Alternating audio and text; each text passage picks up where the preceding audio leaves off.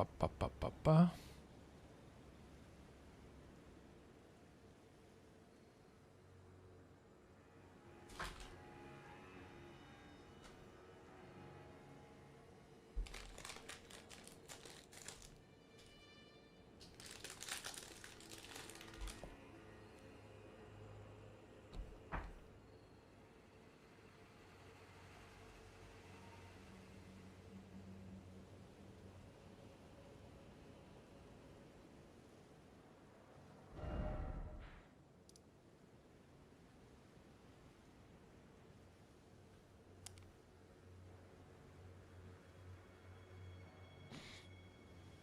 Hmm.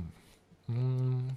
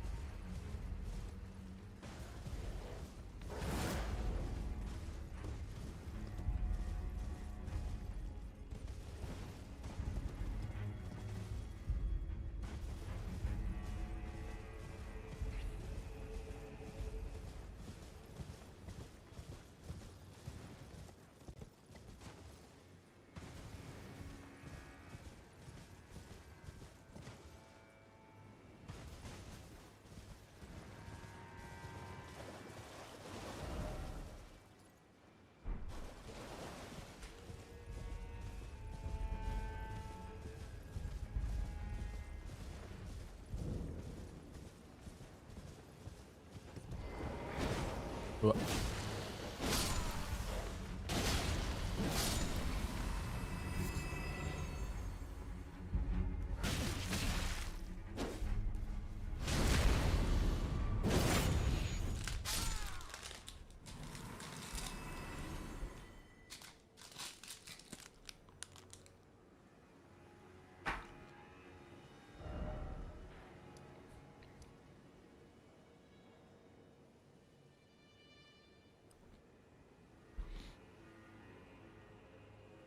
let's see what the name morph mean.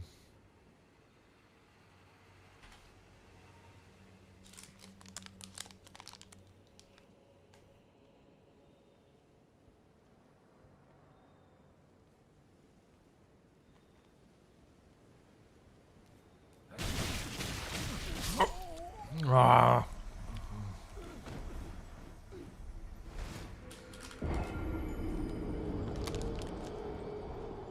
Oh, makes sense.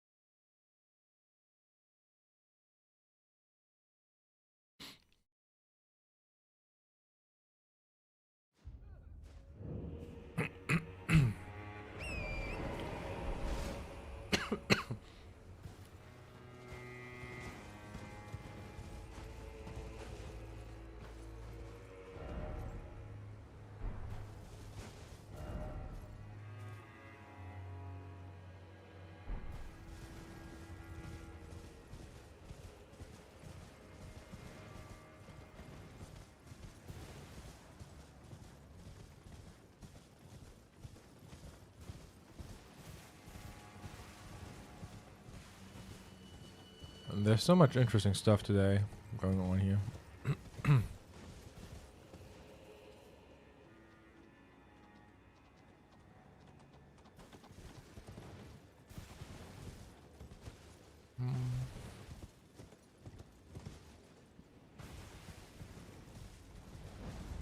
So we got the Morth ruins here.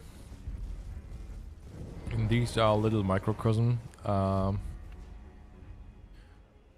the state of the Elden Beast and Radagon, actually. I just looked up the name Morth again, and it means something like deity or form of the deity or manifestation of deity. And it represents the shattered Elden Beast and Elden Ring.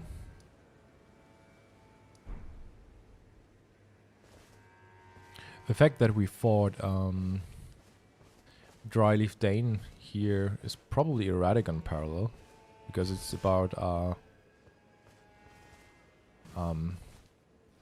let's not speak a word, just fight. So these are the same circumstances that we have with Radagon at the Earth Tree.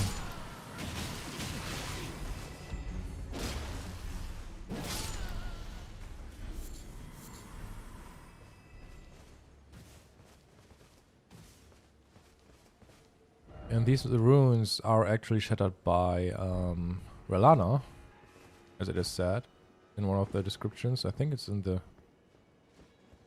I forgot in which description it is, but these are shattered by Relana. And Relana as America parallel kind of fits in these references. Because considering Relana as a America Rena parallel, we shattered the Elden Ring. Kind of makes sense that she's responsible for these shattered ruins in here.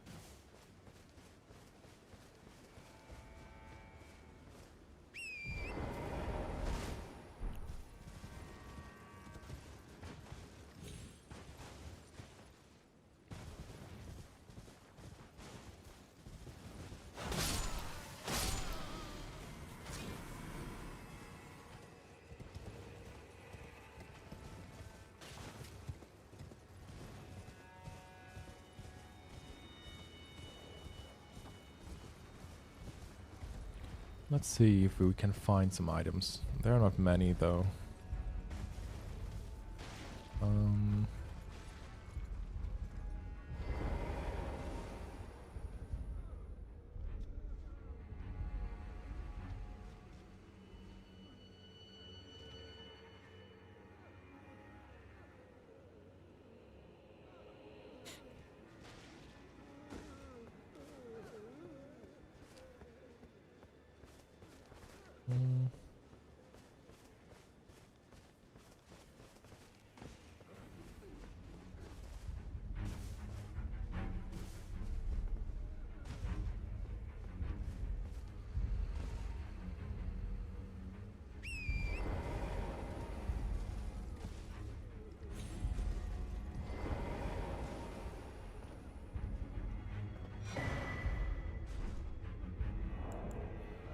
Shadowrun Rune 3.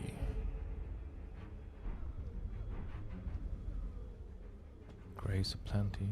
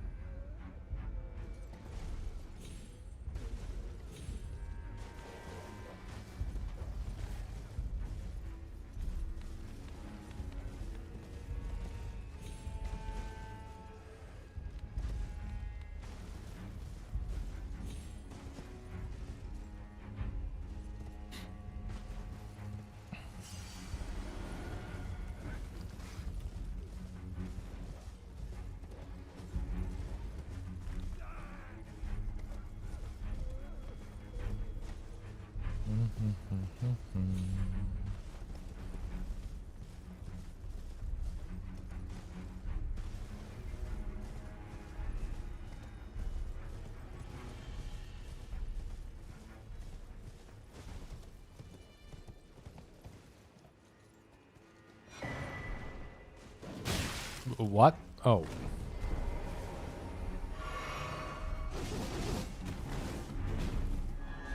Oh, wrong Ash of War. Shit.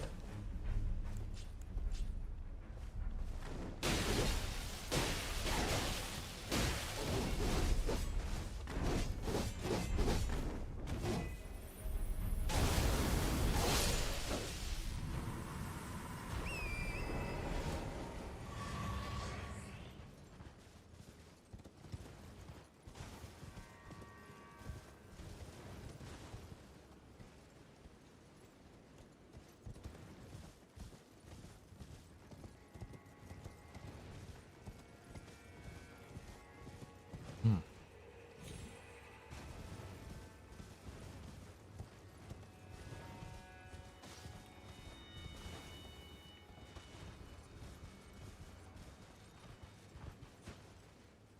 Is there a way up there?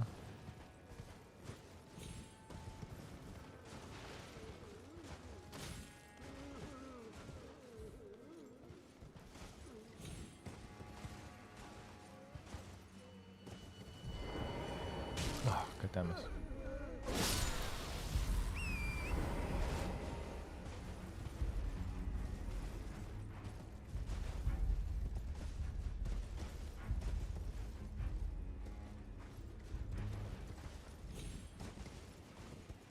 Oh.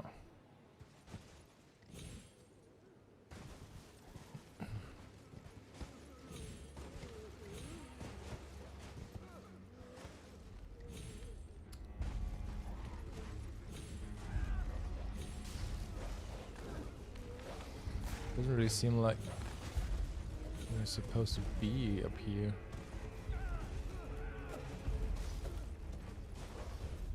Okay.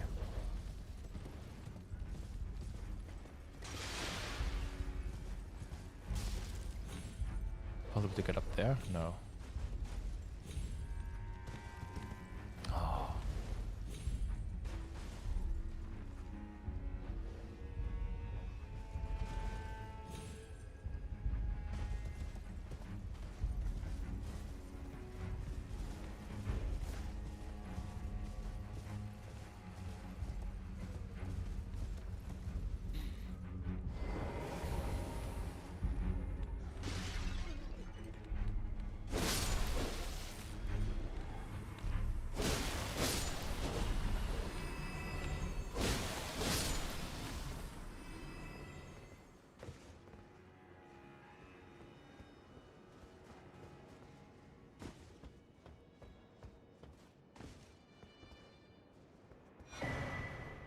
Yeah, here it is. Shattered Stone Talisman.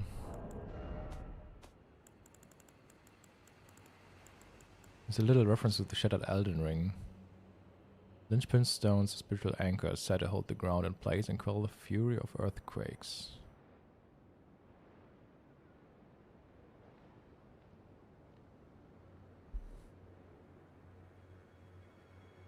When this one shattered, the surrounding town fell into the broken earth. One account claimed that the moon itself had come tumbling down. A little reference to... I mean, the first association would be Relana and her twin moons, and especially her sorcery where she's shattering the ground with moons, her twin moons, but in the end it's all parallel to Marika Renna associated with the Crescent Moon who shattered the Elden Ring.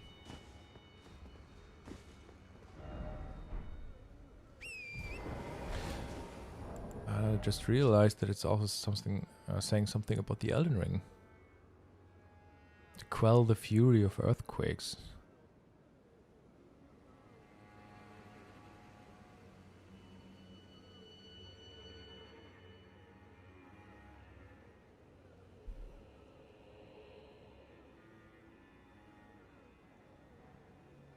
Hey, Morgino.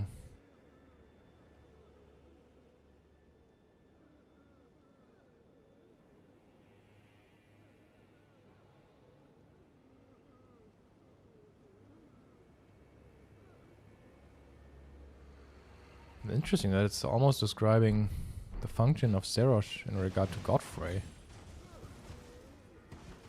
To quell his fury.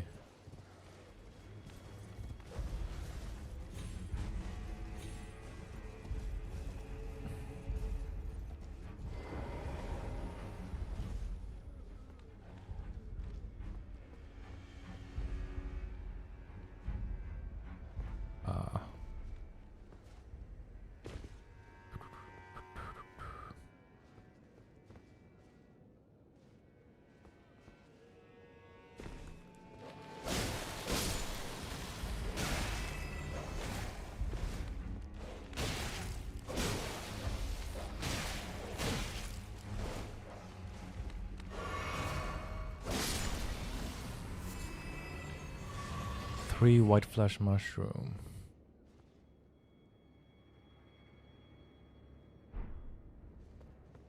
Could it be that the white flesh mushroom is a reference to America?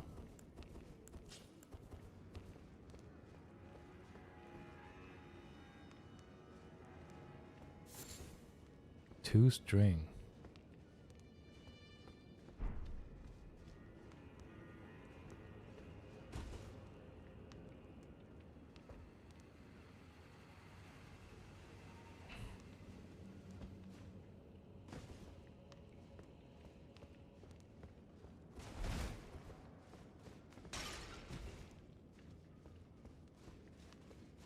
What's up, Mangino? Are you fine? How are you?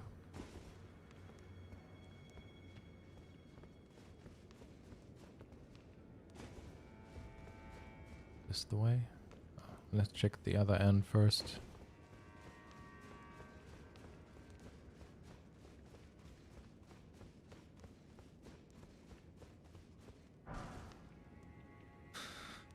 Golden horn tender.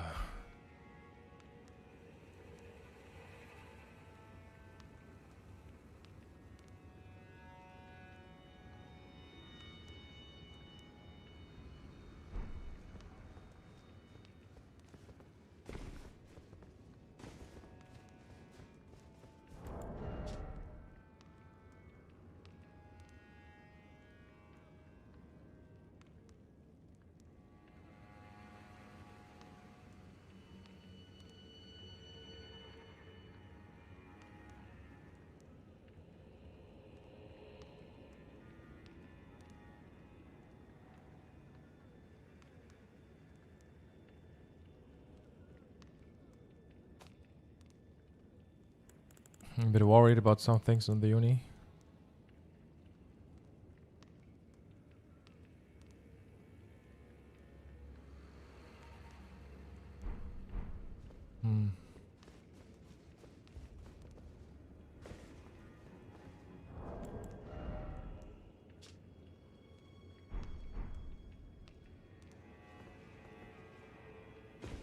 Exams?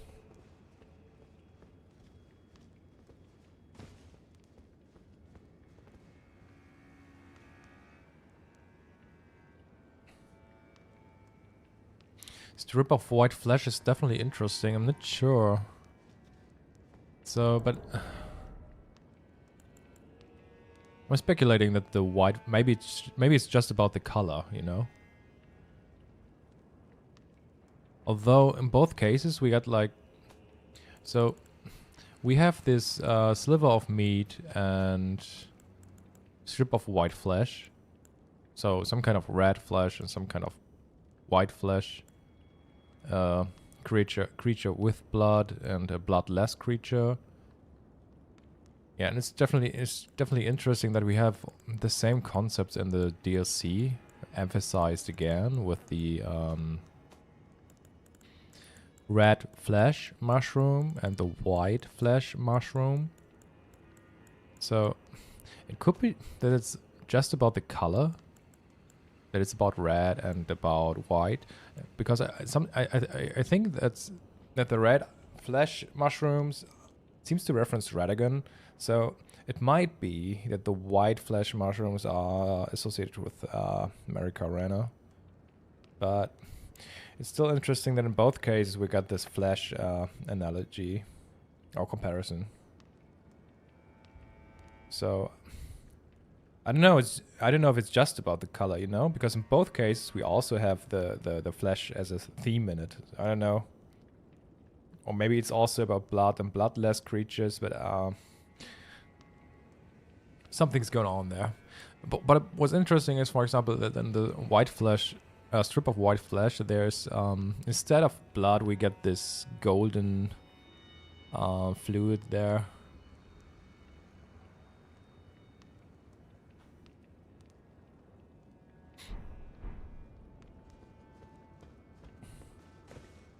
So maybe there's also something going on with gold and bloodless creatures.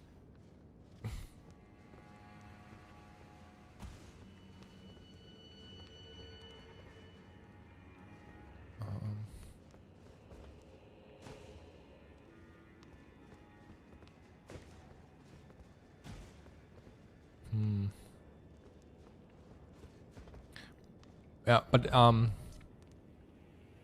don't know. I said it a few minutes ago when I started the stream, but this whole area is like a little microcosm of the shattered Elden Beast and Elden Ring.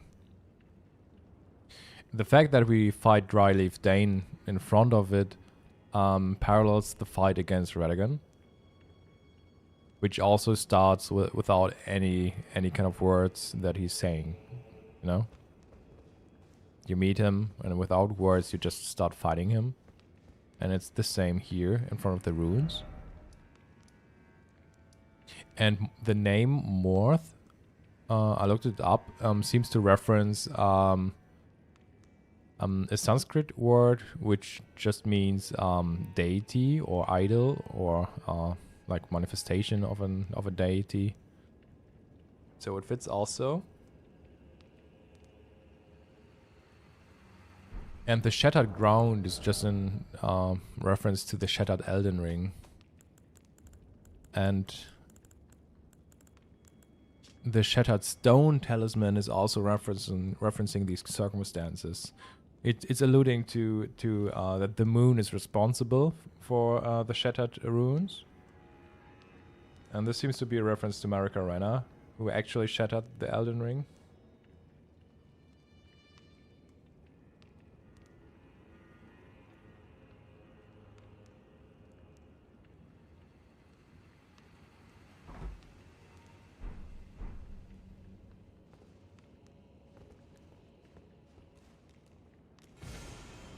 Oh shit.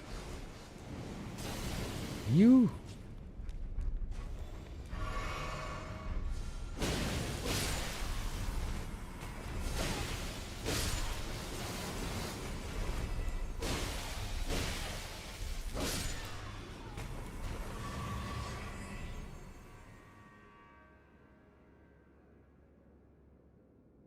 Okay, this is a bit strange. The chest is already open.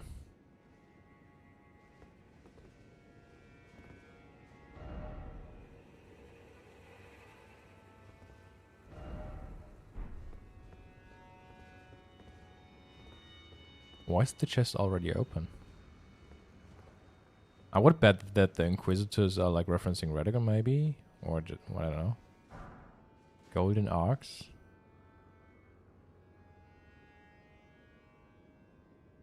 Okay, the Golden Arcs are definitely referencing the Golden Arc that Marika is crucified on.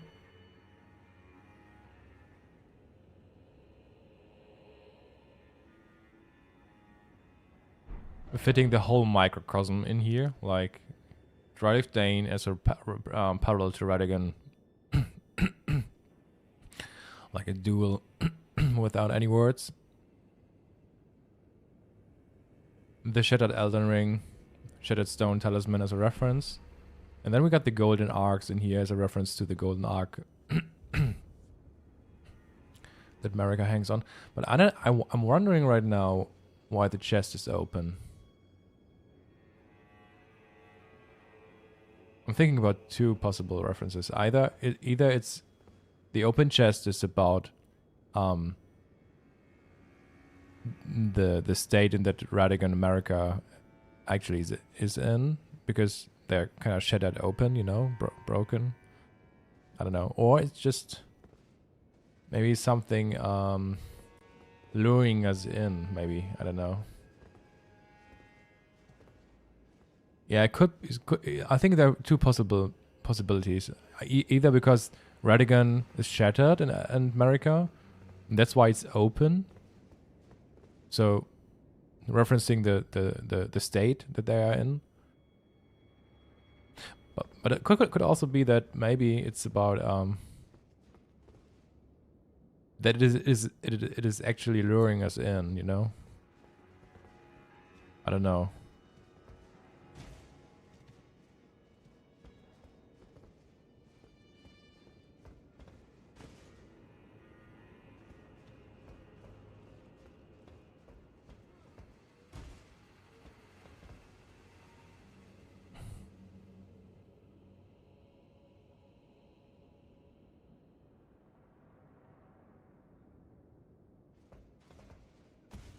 I think it's just a normal chest that you usually find everywhere else. Yeah.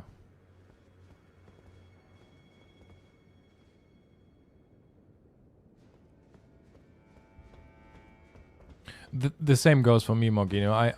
It seems like I examined the base game way more than the DLC. But I think the base game is way more interesting as well. Not saying that the DLC isn't interesting. I just think that there are more details hidden in the base game than in the DLC.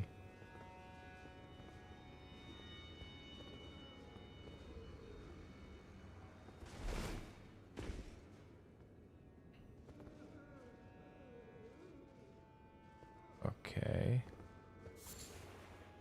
4 shadow sunflowers.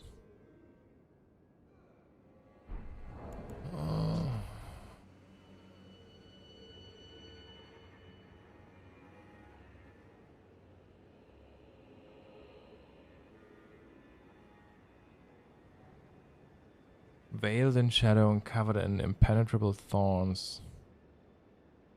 I still don't know what these are referencing.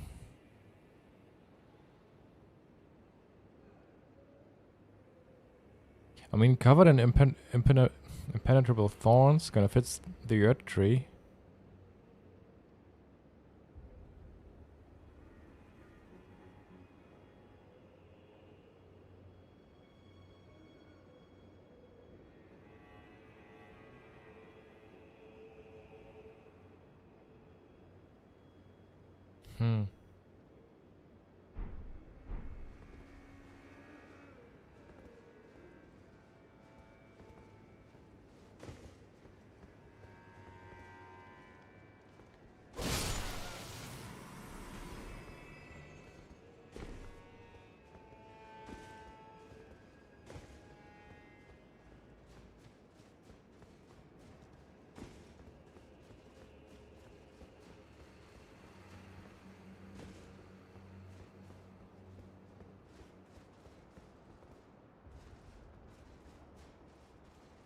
Yeah, it's just that I don't know, even if it's referencing the earth tree, it could also be maybe it's also referencing Radigan. Could even referencing Marika, because I mean they are all kind of, or even the Elden Beast, because they are all like locked in by the impenetrable thorns. And then we got 4.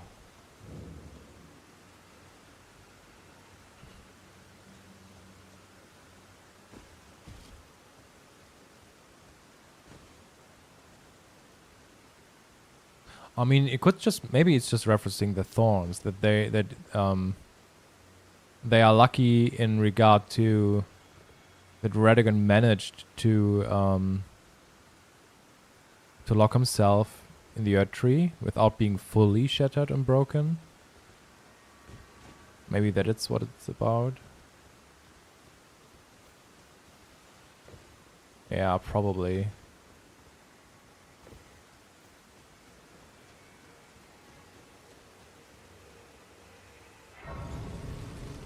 Hey, Liu Kang. Did you already discuss the snake skin nearby? No, not yet. But I have to say, I'm not sure what it is referencing.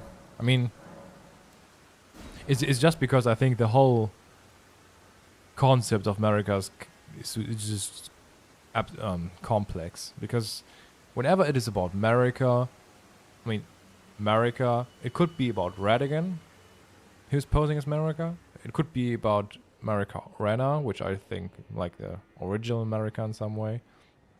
Or it could even be about the Elden Beast, because even the Elden Beast is intertwined with Marika and Radigan. So whenever it's about Marika, I have to think a lot about it. You know? But I would say it could probably fit really well with Radigan. Posing as Marika, and the whole serpent symbolism is in most cases just referencing someone being deceitful.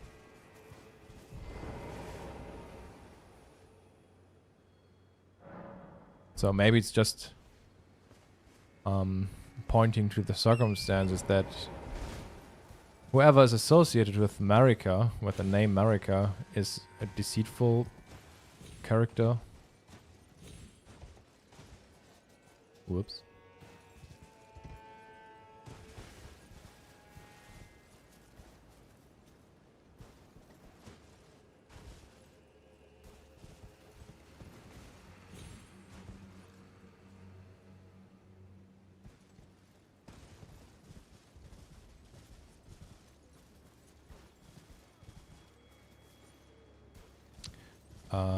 Yeah. Okay, let's change the edge of war. Oh.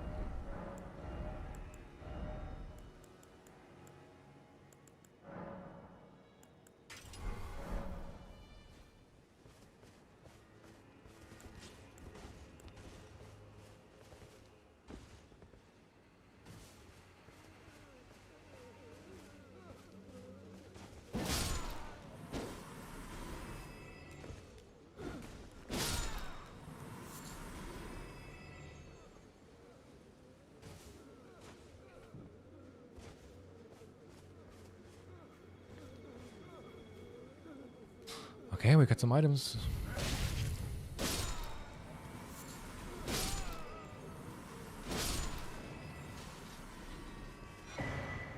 I have the correct part.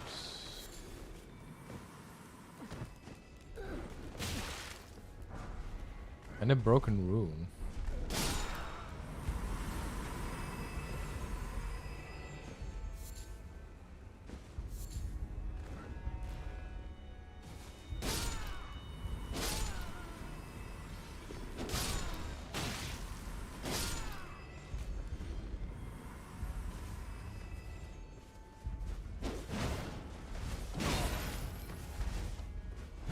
Does it have this exact same moveset, by the way?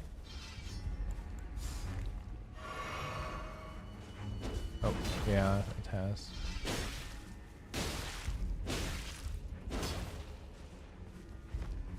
Isn't it weird that they're attacking, like, naked? Oh shit.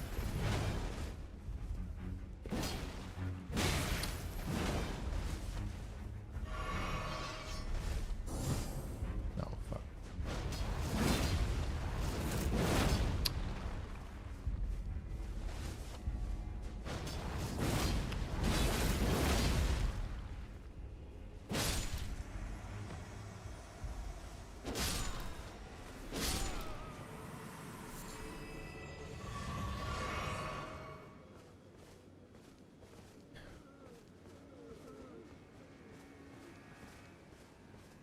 Did I level up a lot? Do you think so?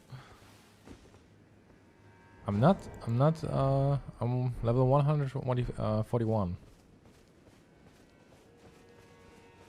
I'll probably stop with 150.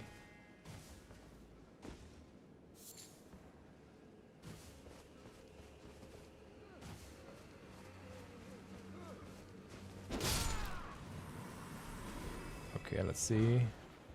5 kukri.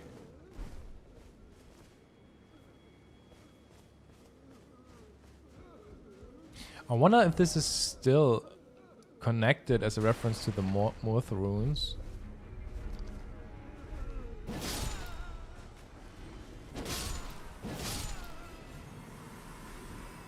Are they crying in front of the jars?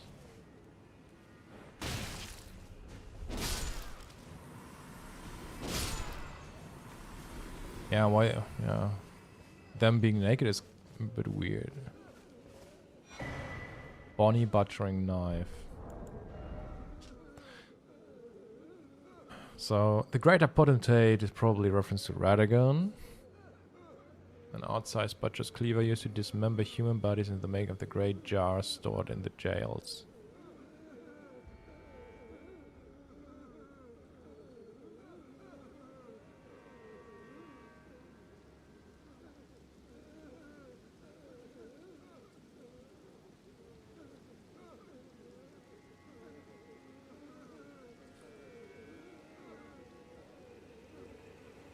So in the base game, The butchering knife is used as a reference to Radagon who slaughtered the Tarnished.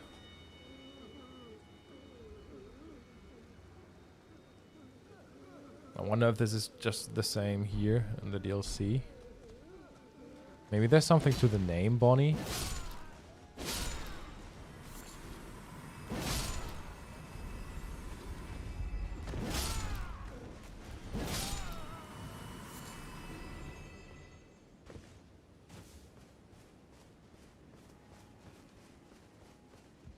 What does Bonnie mean?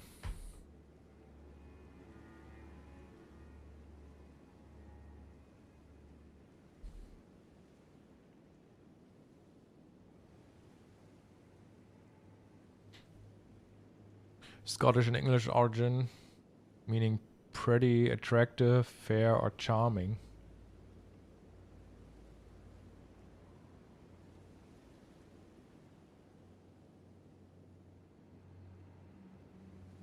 Representing beauty and cheerful personality.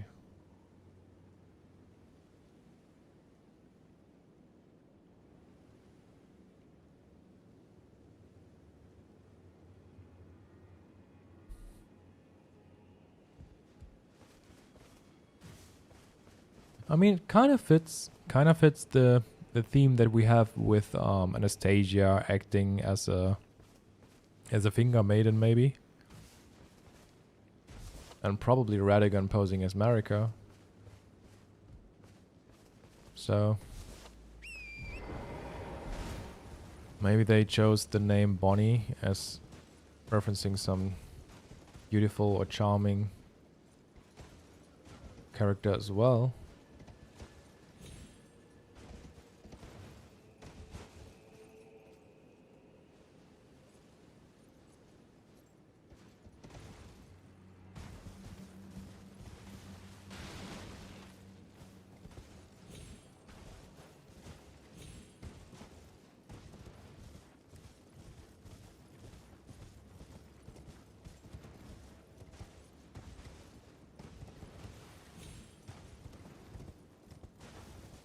Yeah, I think when it comes to Marika, a lot of cases, Marika is described as really charming, beautiful woman, I guess.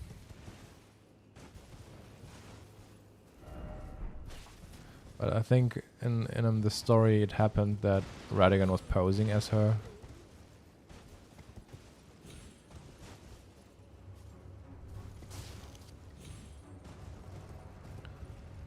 Okay, we got a destroyed bridge and some items down there with hounds or strays eating the corpses. Number 1. Oh shit. Uh-oh.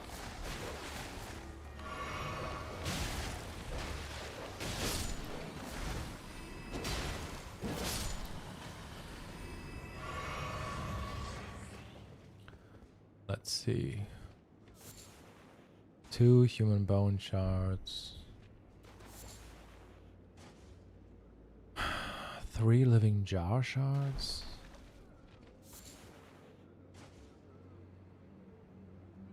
Another 2 living jar shards.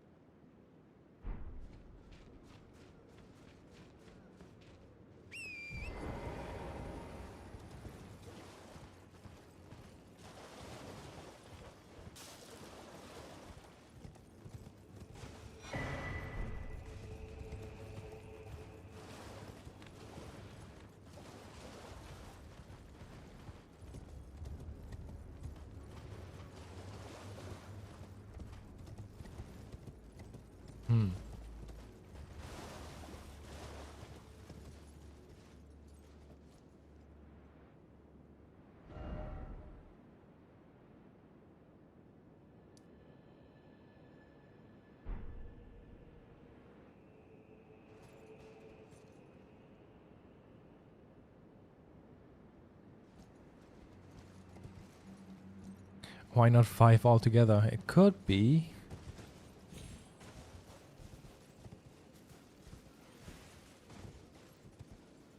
Yeah, but doesn't make sense, right? It's probably about the number 2. It's a bit weird.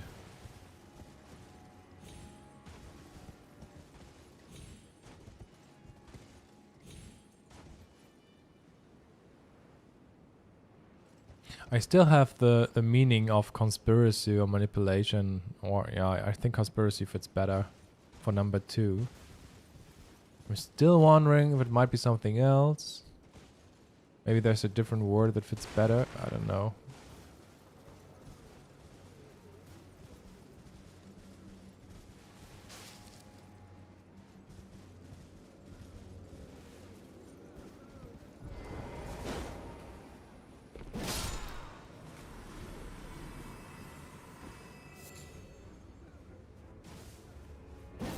How many of these greater potentates do we have in this village? I bet there are 3, right?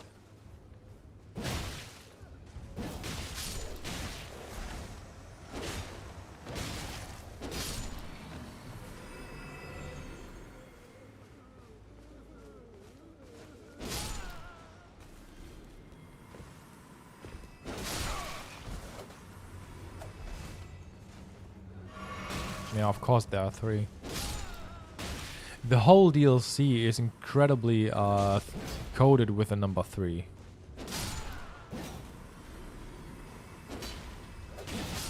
I don't know if you've ever noticed that, but...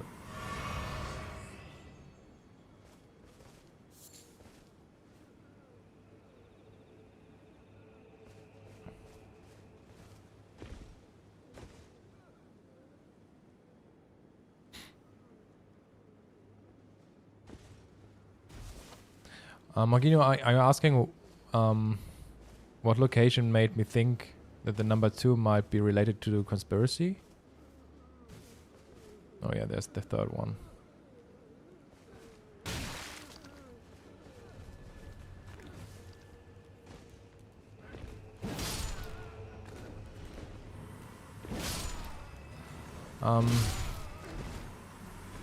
Yeah, so in most cases, when I got an idea for a number, for example, or an item, there's... it seems... I watch out for a location where the context might be very clear. And when it comes to the number 2...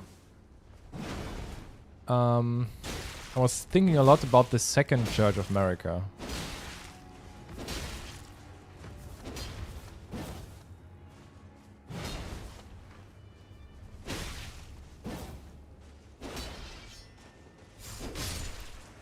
And the Second Church of America is... It seems like it is connected to this sword monument directly in front of it, because they coated both of these places with the same flowers, some kind of purple flowers. And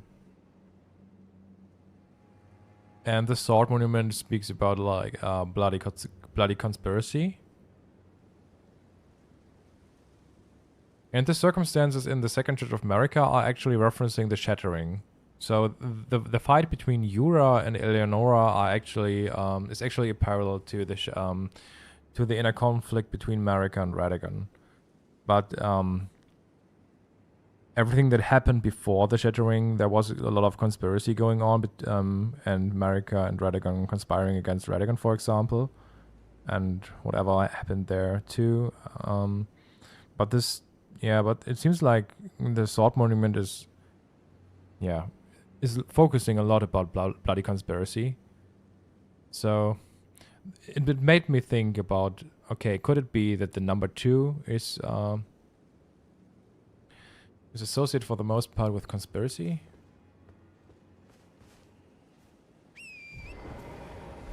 And from there on, I just tried to look, and from there on, I was just having this in mind, and I try to make sense. And there are some places where I think it might fit.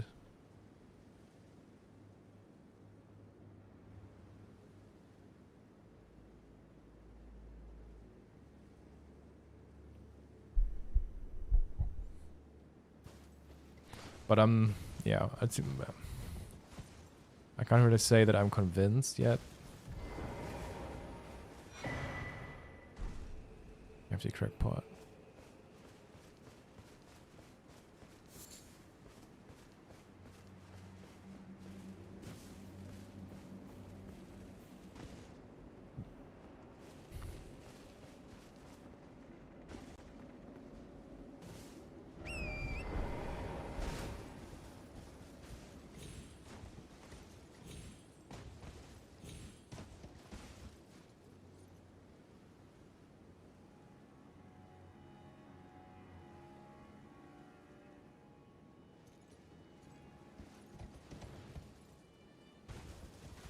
So I associate the number 2 with people conspiring against someone else. Or you could also say maybe, yeah, as manipulation could also fit at some places. At least that's what how I try to associate it. So what do we have here? I think this one is pretty rare, right? Oh mother.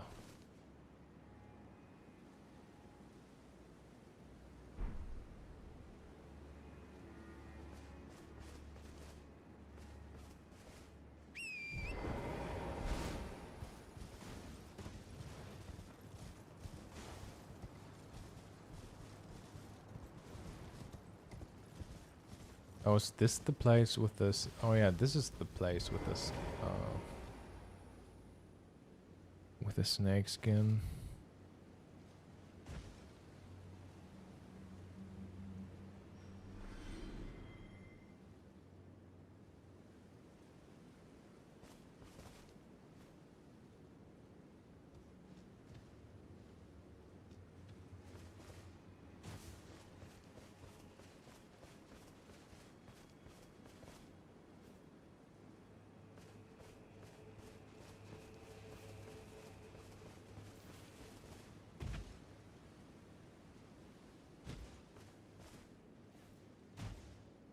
I have to say that it's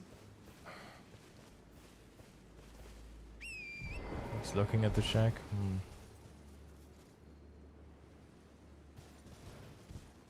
And the oh mother gesture is the one that you need to entering the shaman village, right?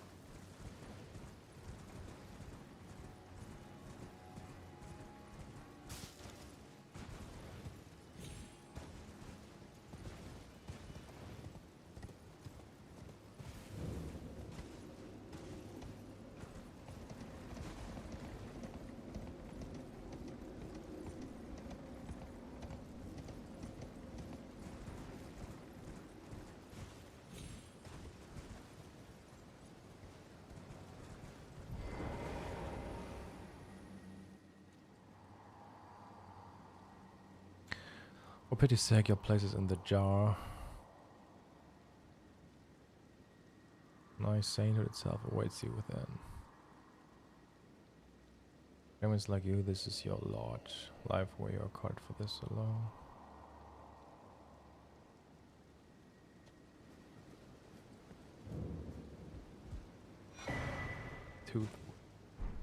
So, I think it's referencing the circumstances between Radigan and America, or America Renner, where Radigan is containing America Renner's soul, but it's just used to attain godhood, probably, because it's just that Radigan is using America Renner's shaman soul inside of him to graft these souls, I think, which is also how to obtain godhood, probably.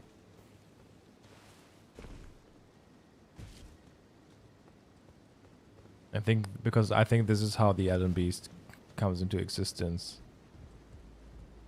With enough souls gathered and merged and or grafted.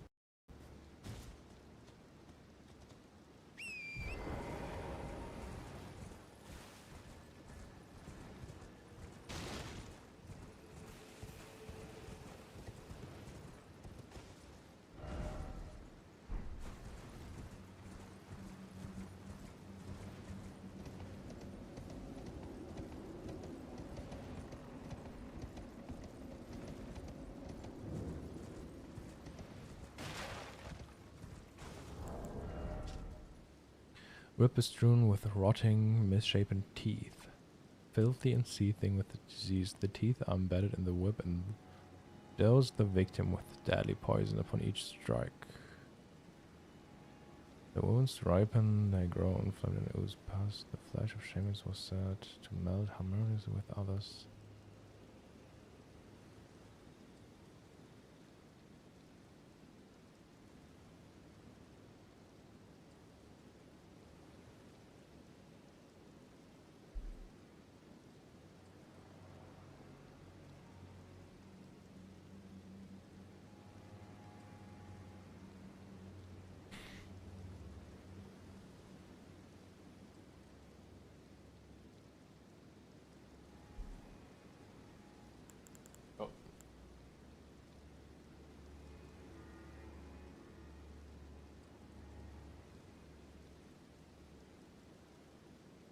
There's a little green gemstone at the end.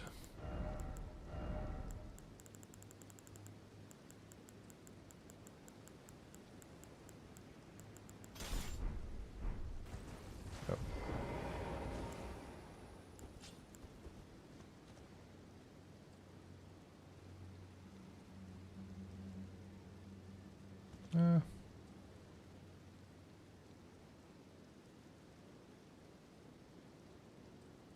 Just a little one.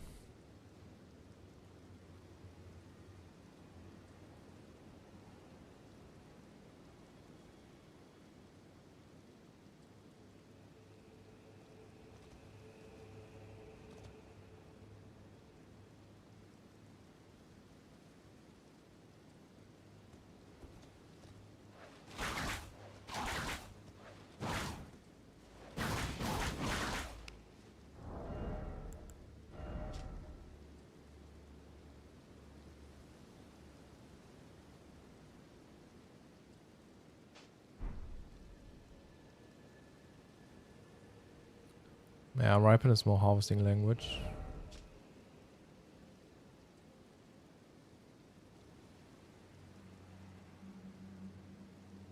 As the wounds ripen, they grow inflamed and ooze pus.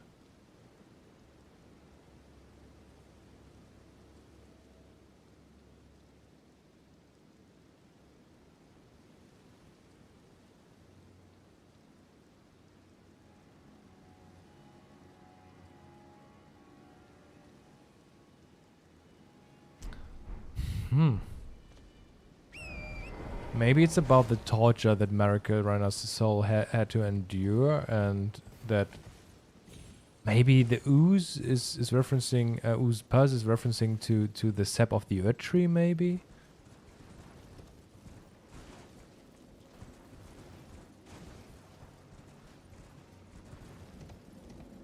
So all the beings that were grafted towards Marika's soul and Radagon maybe caused also the sap of the earth tree in some way.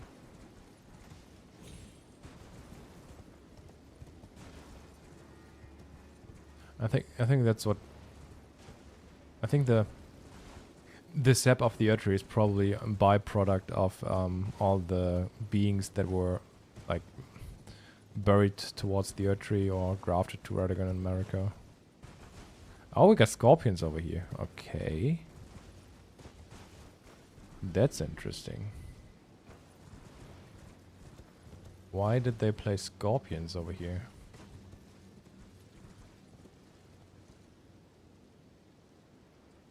Spider scorpions.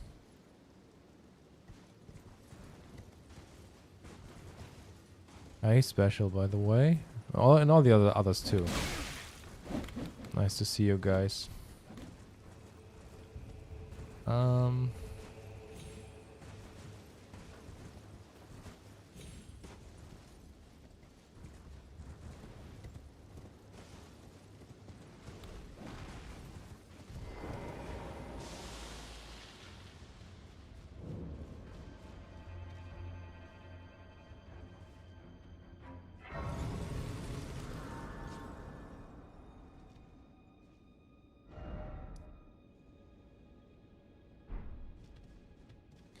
Bonnie jail.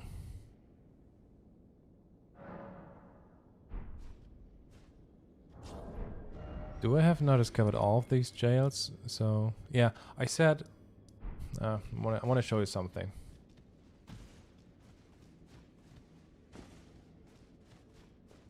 So in the base game, that there was this the foretold foul foot was placed only once in the base game, only at one specific point on the Altus Plateau, and I was focusing a lot on the number 4 and references to Great Fortune, right? But they did the same thing in the DLC, and they placed the foretold foul foot only one specific time. And this time, I think they are more focusing on the number 3, because it's also the number that appears just way too often in the DLC. Let me show you something, because it's right over here, just next to the Morth ruins.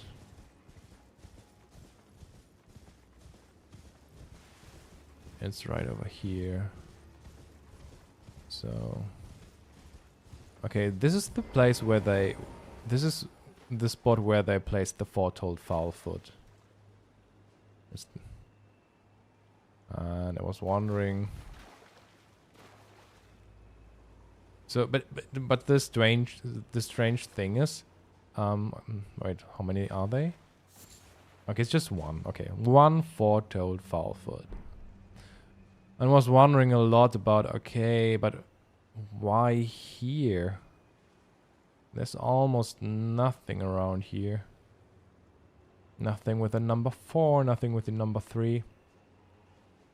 So I thought, okay, maybe it's about the direction, maybe it's in this direction, something. And there are like 3 of those red aggressive ghost worms.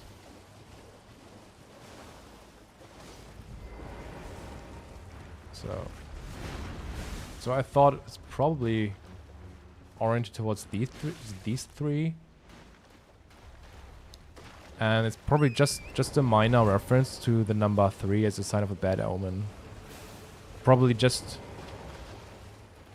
referencing that it's a bit more about the number 3 this time, not about the number 4.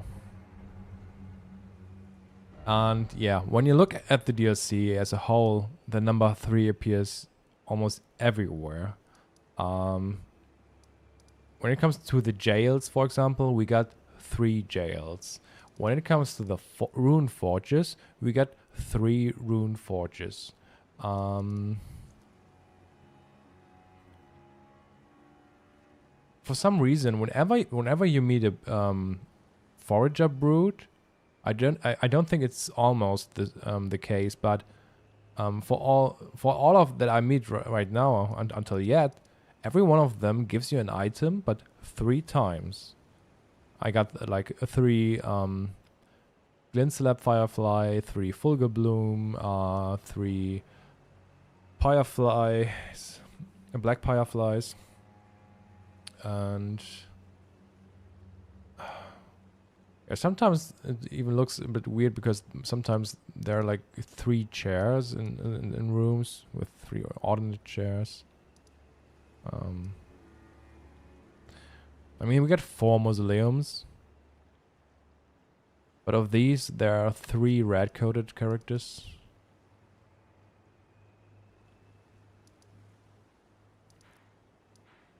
We got 3 finger runes. 1, 2, 3 finger runes as well.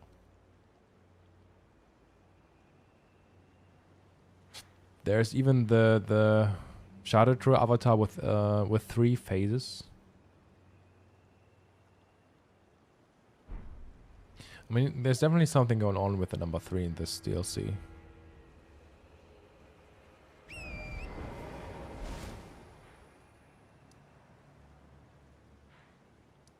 Okay, I think we now discovered all of the jails. We've got the Bonnie jail, the Lamentas jail,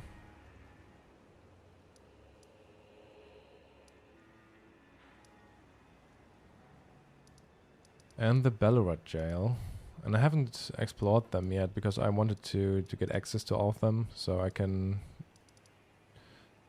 explore them one after another. And I would say we start with this one. Let's start with the Lamentas jail.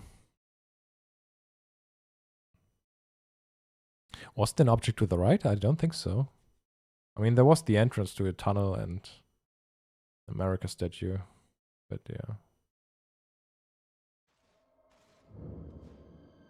Okay, what are the jails about? I think it's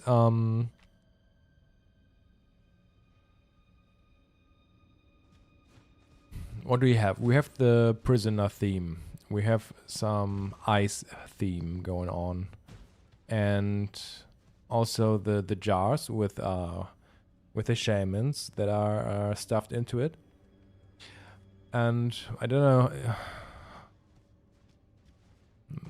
who of you followed my thoughts, but I think the jails are especially about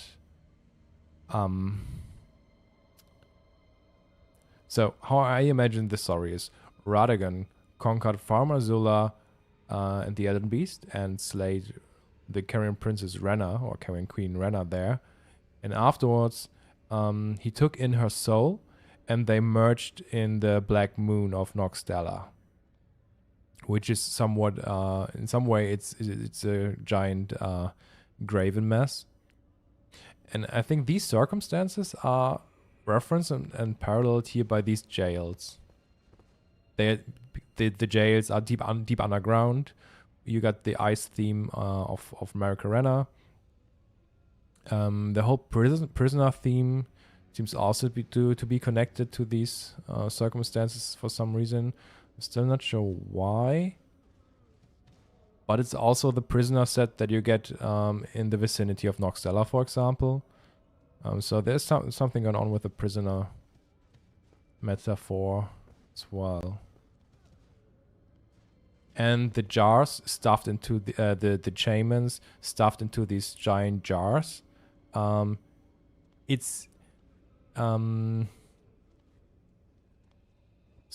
more abstract. It's not like exactly this way. It's just referencing the circumstances of the Black Moon of Noxtella, where America's or Renna's soul is inside the Black Moon of Noxtella and used to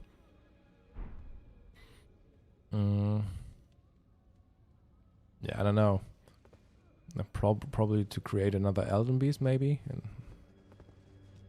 I'm not sure about the details. So, but whenever you, it's just about, instead of this giant jar that you also have in one of the jails, it's about the Black Moon of Noxtella, and instead of like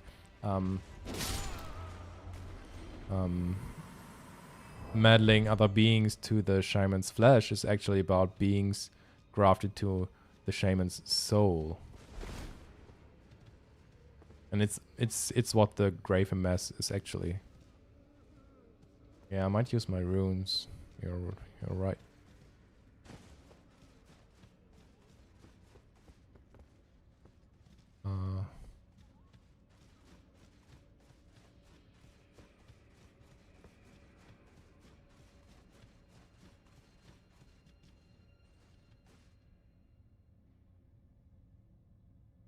Yeah, the Night Sisters, or how they are called.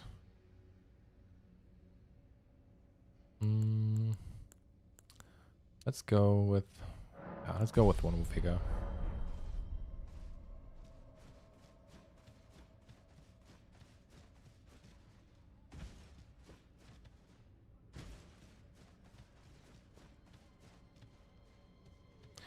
Still not sure about some of these references. Let's see if we can discover something.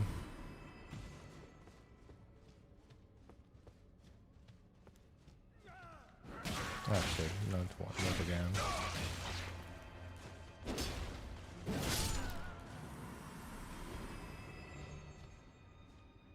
So, there's nothing in here? What?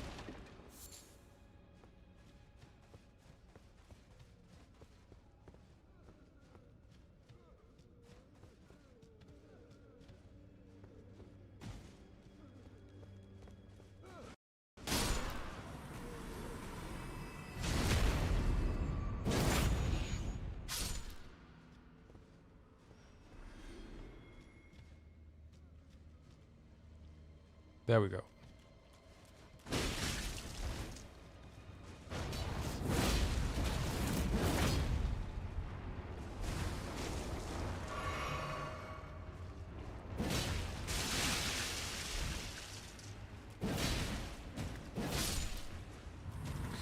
Savatika!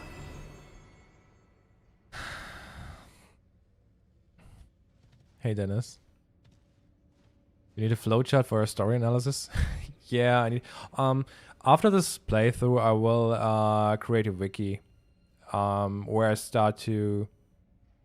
I just want to once again structure everything that I have in mind, but also want to make it accessible.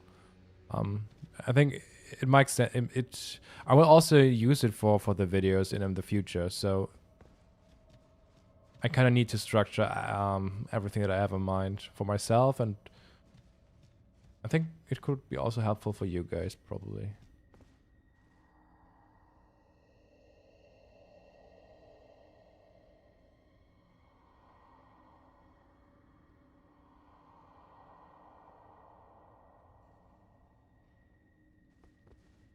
What is that referring to? I can't stand the sound. I need no salvation.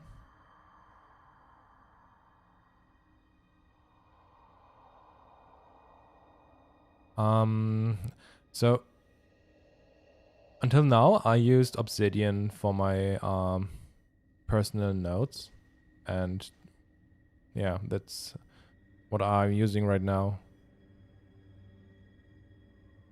Dennis als Maul.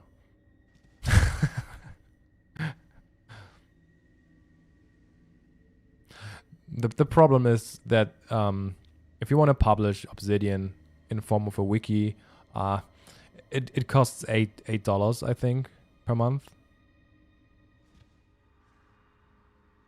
So I mean, I don't care. I got the money. I think it's a great platform, and I will just spend $8 a month. That's okay.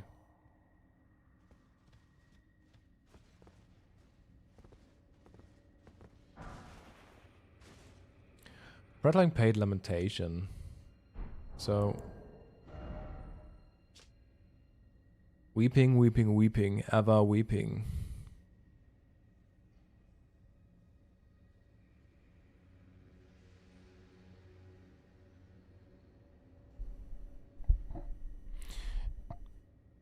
It's like blue coded, and because of this, I was thinking, okay, maybe it's about Marika or Renna, Marika Renna, who is lamenting for all those tarnished that might have died, probably. Collaboration unpaid. Does it have the collaboration feature? I mean, I still haven't decided yet which platform I will use for a wiki. I was thinking about another as well, but I have to look it up which platforms are like which platforms might make sense. I just think that Obsidian is you can structure your thoughts pretty well in Obsidian, so that's what I like about it.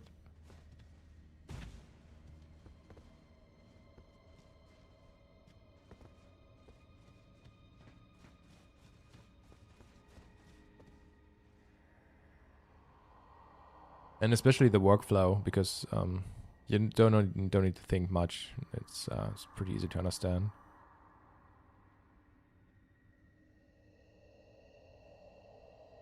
What does he mean by he need no salvation?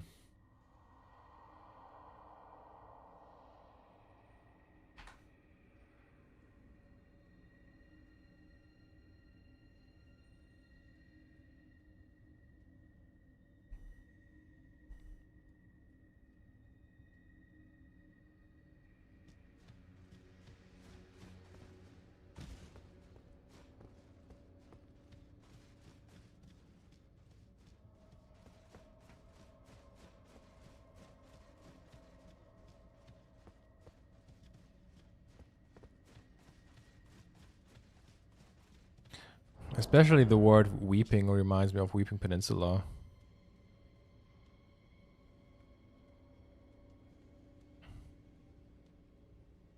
I think it's probably referencing Renna, America Renna, weeping for or mourning for the tarnished that were slaughtered on Weeping Peninsula. That's what I think about.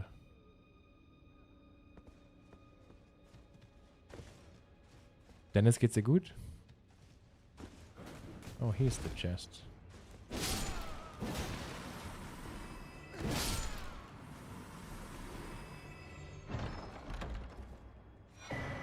In jail, upper level key.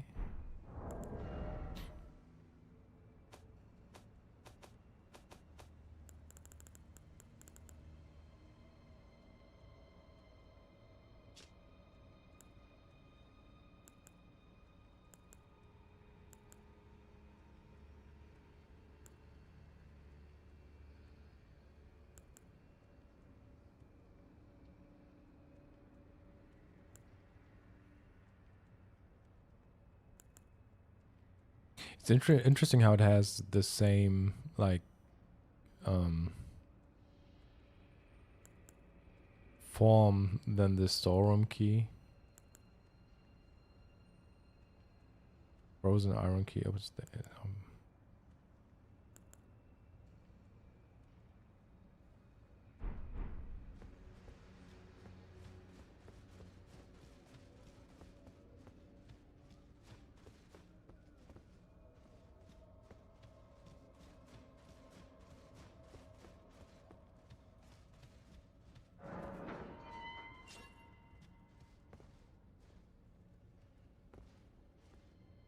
or maybe these jails are like just Maricarena's representing Maricarena's inner world, like metaphorically, you know. Maricarena's soul imprisoned. Maybe that's what they are about, and not just only about the Black Moon of Noxtella.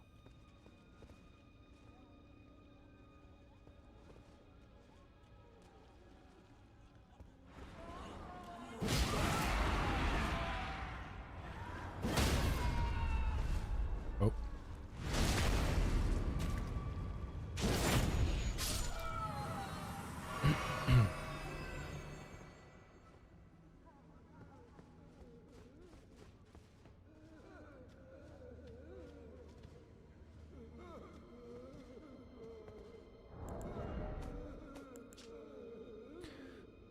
Frozen maggots that someone continue to wriggle.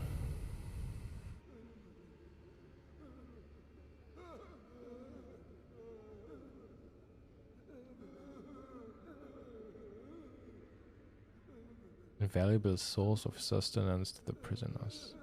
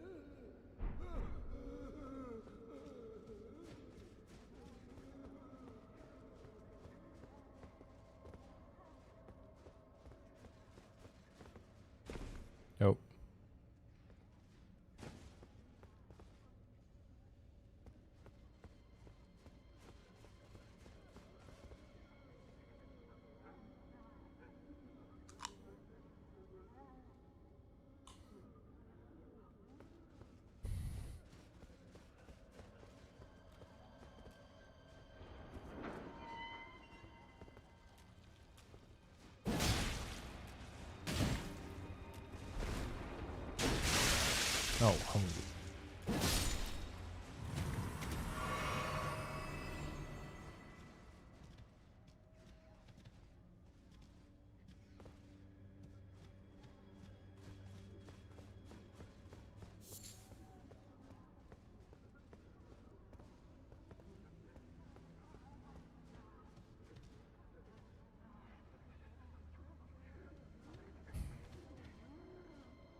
Yeah, there's definitely something in it. I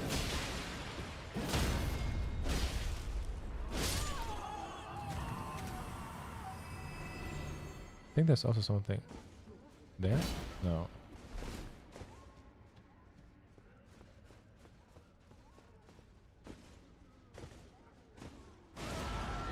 Holy shit.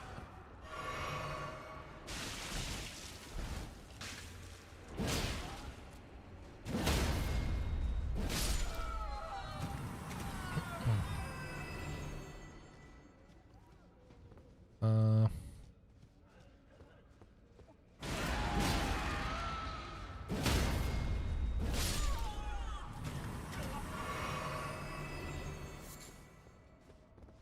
they're dropping human bone shards.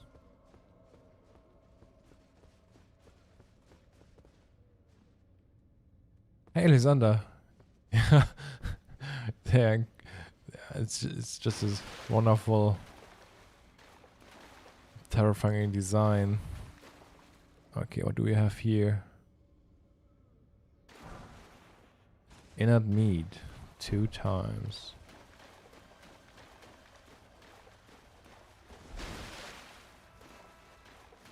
Whoop.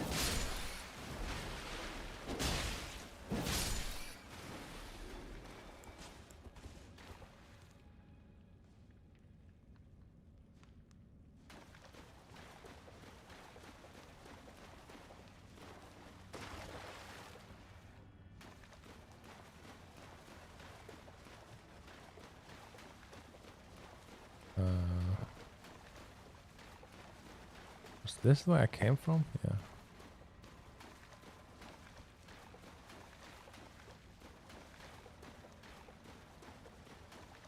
I thought there was another way. Okay, never mind.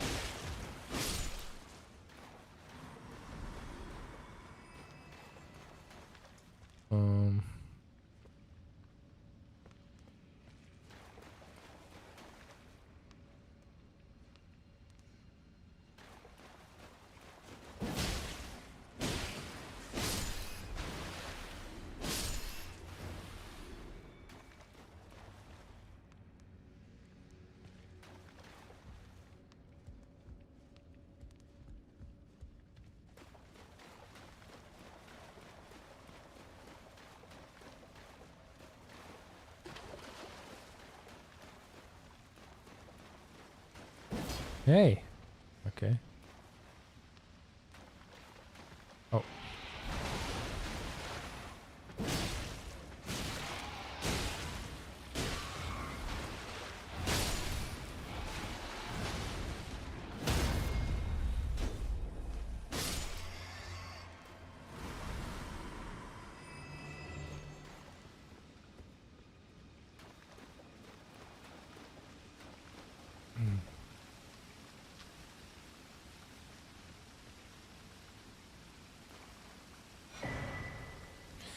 Clarifying Horn Charm. We got some little waterfalls, just a little, but still.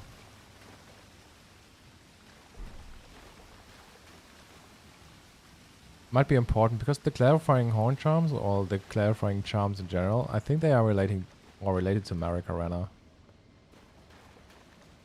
Because in the base game they are like, they're formed like crescent.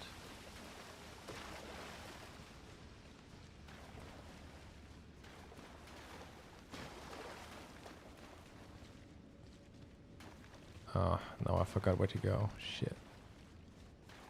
I think I came from there. Let's go here. I think that's already it. Okay. Can I go this way? No.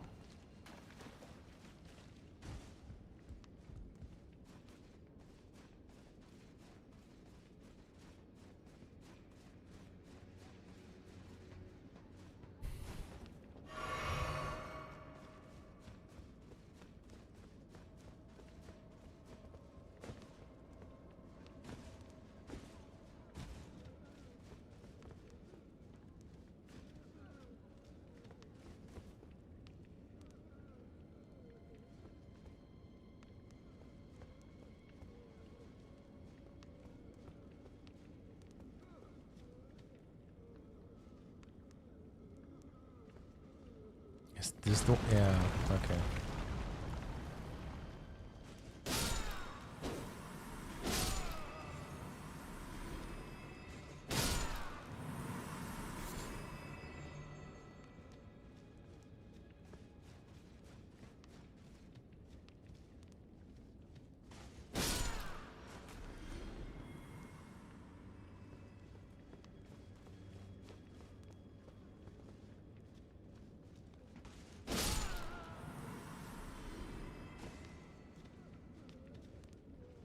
Is this the one with the fake wall? Yeah, okay.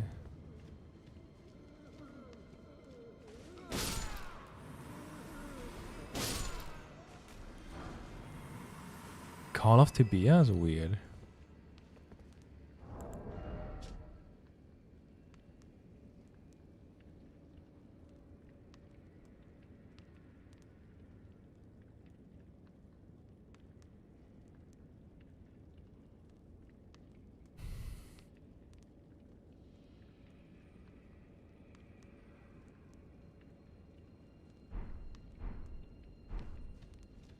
I wonder what this one is referencing actually.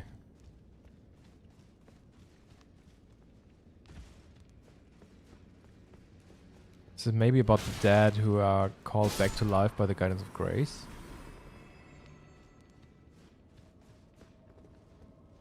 Hmm.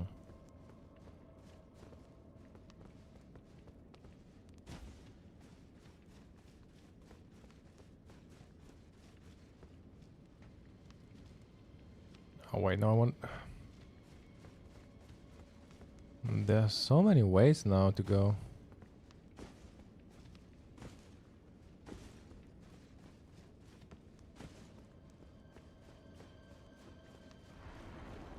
Oh, whoa.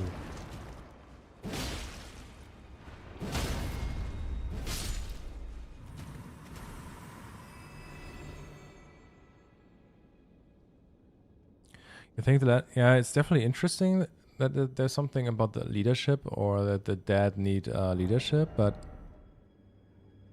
and this theme was already present in the base game. I think it's in the Tibia Summoners Sorcery. Yeah, that says the same thing. The dead have long been left to wonder. What they need is leadership. It's definitely alluding to something, to some circumstances. It's just that I don't really know to what. Yeah, and that they're just using the same phrase in here.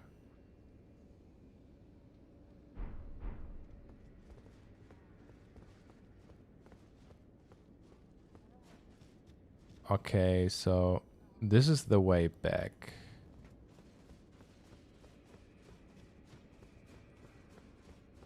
Okay, and I will check this one first here.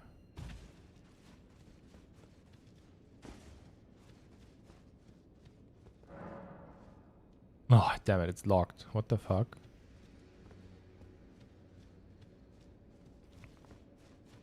Okay, then there's just one way to go.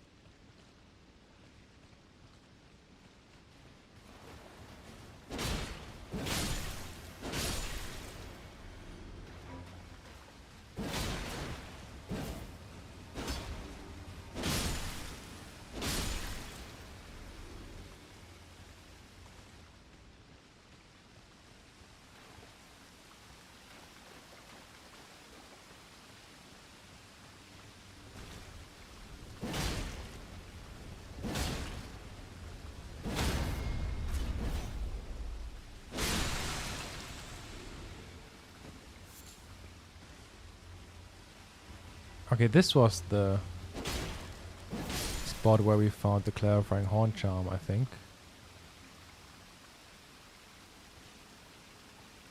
Is this one passive? Oh yeah, it is.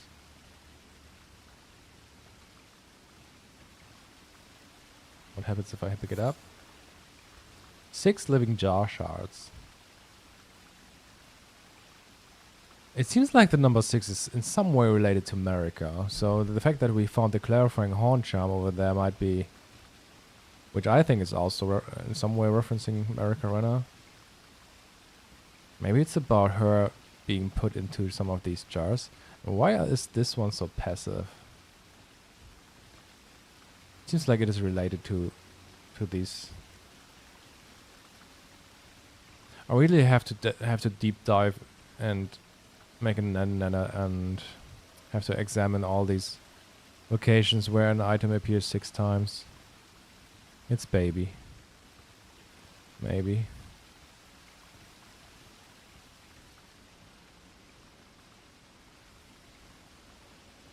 Is this one? No, this is... These are mad.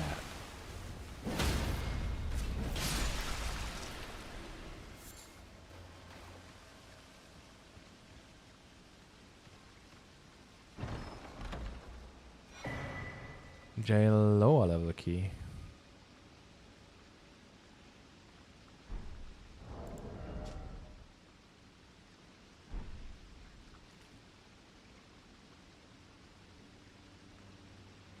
Superiority or hierarchy?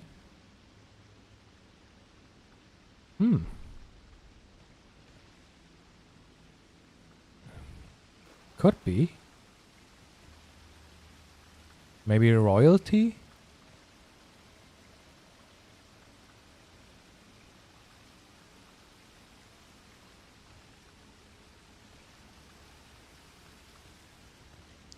Or deity? I don't know. I'm just brainstorming with you.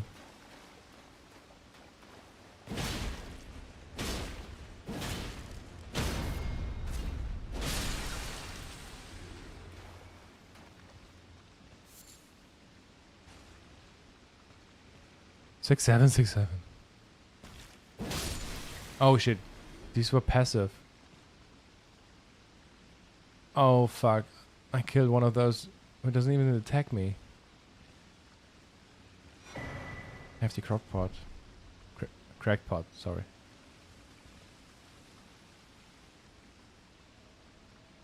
I'm sorry, guys.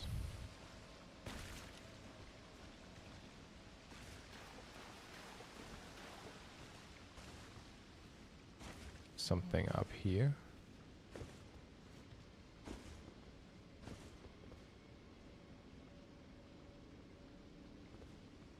Is this one of those that you can shoot down? No.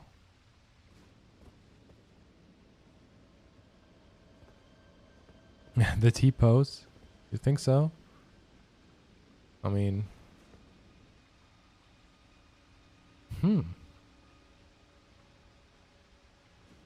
Maybe.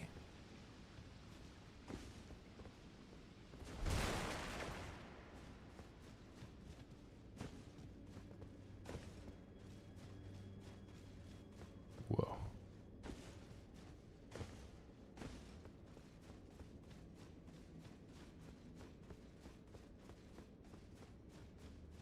Can we now enter this area? Oh yeah. Okay. You know, whenever I see those chairs, my mind is going crazy. Shadowland Rune 4.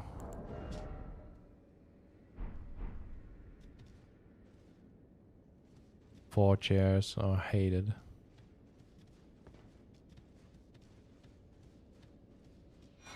Lamenting Visage.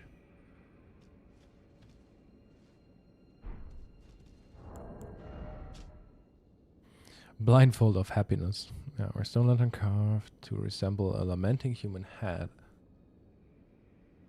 The eyes vacantly beaming out light can be raised up when equipped in the left hand, illuminating more of the surrounding area. The unusual expression somehow imparts a sense of contentment, the languid ease of one who needs not sight.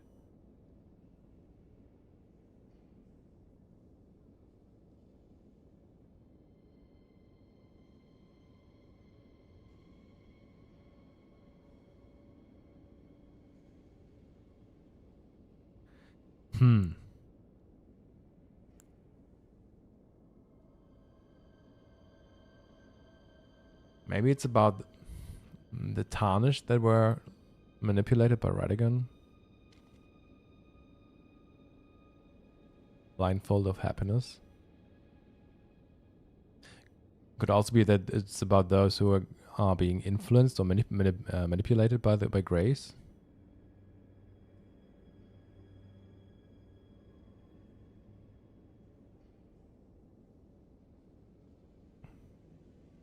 In some way, but in some way it's weird that the user of the skill makes that it's making the user harder to see.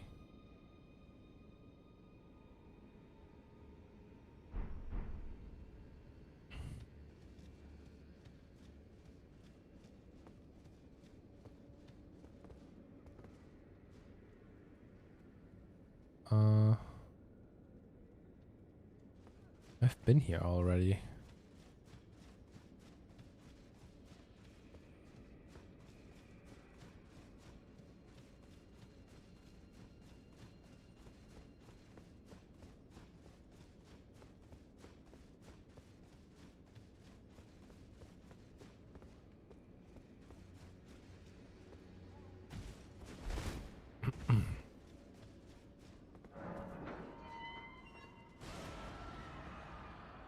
What the fuck?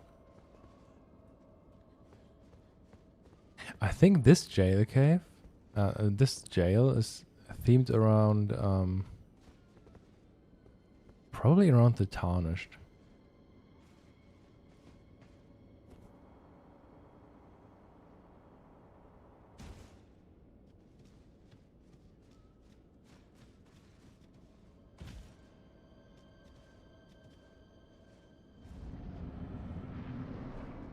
Oh, this is fucking...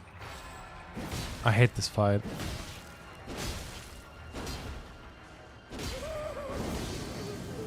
Oh, shit.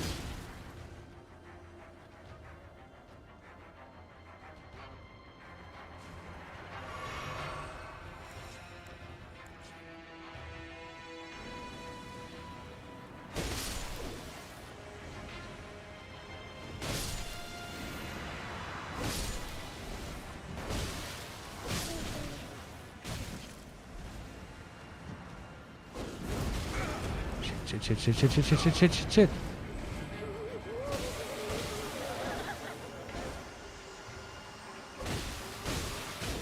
How many of those am I able to carry with me before I die? I already got 3, probably 7 or 8.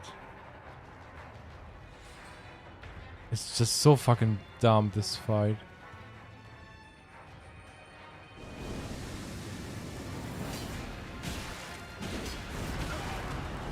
Okay, I'm done. Or is it about that I shouldn't get hit by these things? Oh, fuck.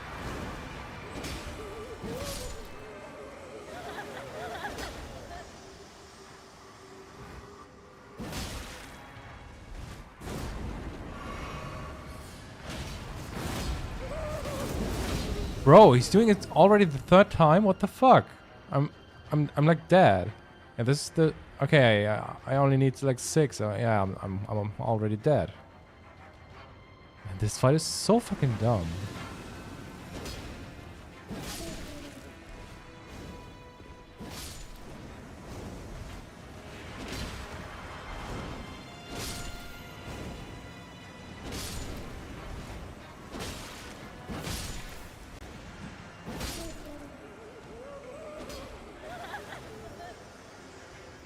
Yeah, I'm dead. Am I?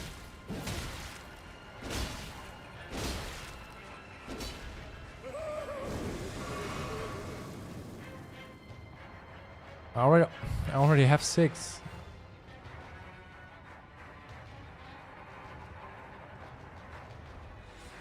Six, 7. So the next one, and I'm dead.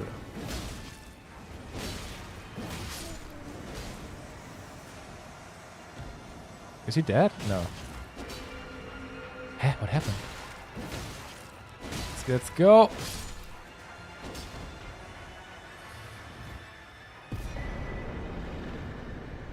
I somehow did it. I don't know.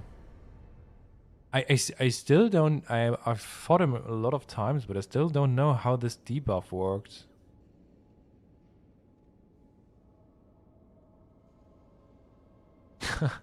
But who made it? I was sure that I'm dead.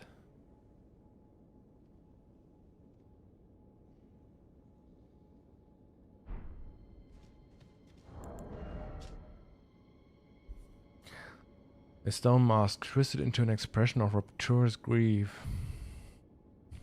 The change cannot be undone except by death. Using this mask, while already transformed, information tallies the state of the denizen of paradise, but the people of the tower denied and hid it from the world in their foolishness. They few troopers with deep fear.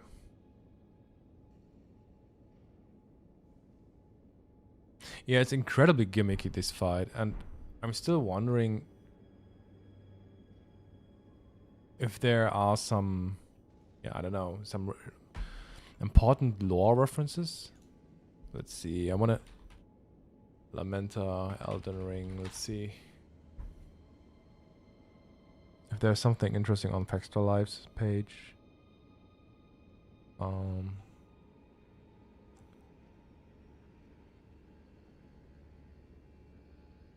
The Lamenta covers its lantern and lets out a harrowing cry before vanishing and reappearing with up to 7 clones of itself that attack at once.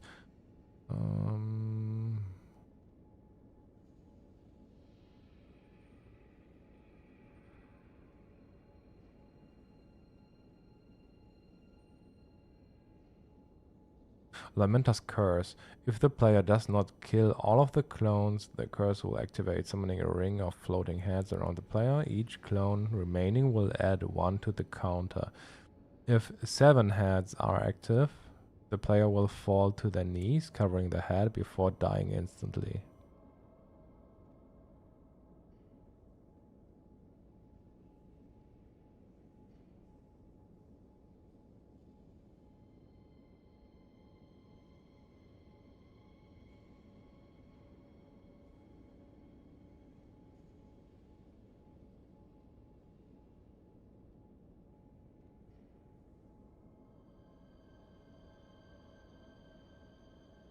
I mean, it could be that there's something going on with the number 7.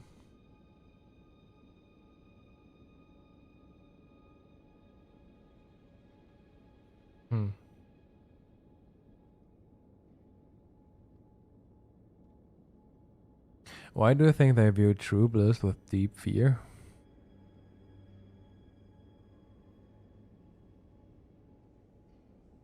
Yeah, there's probably something with the Lamenta. So, when it comes to the Lamenta's visage, or Lamenta's mask, I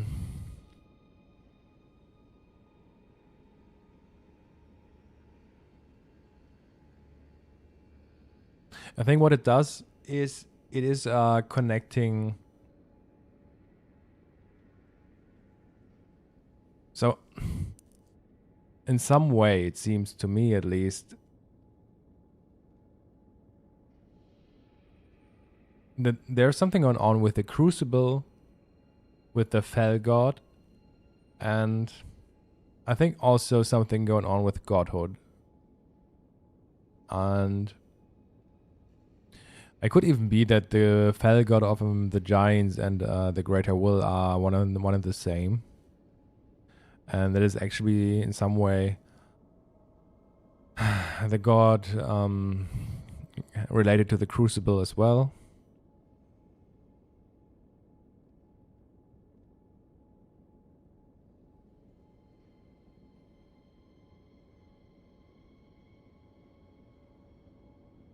So I think it works this way. If you are grafting and consuming enough souls, there's some critical point in which inside of you with enough souls, the greater will's influence comes into existence in some way. Maybe in the form of the Elden Beast. In regard to the giants, it's probably in the form of this visage on their body. And I think this is these are the circumstances that the Tower Folk kind of feared. And a denizen of paradise, I think it's just another description for someone attaining godhood. And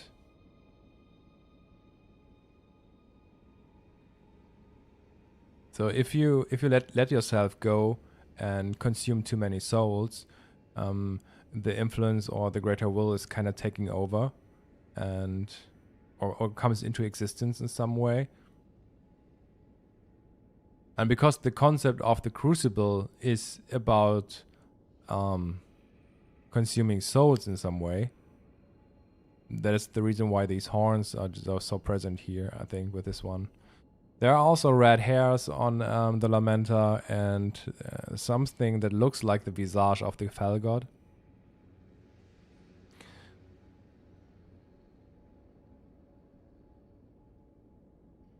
And the description of in their foolishness, I think it's from the perspective of the greater will. I don't think that it's actually a foolish thing. I actually think it's a good thing to fear that the circumstances of becoming a god. I think it's a bad thing, but it's framed as the other way around, you know.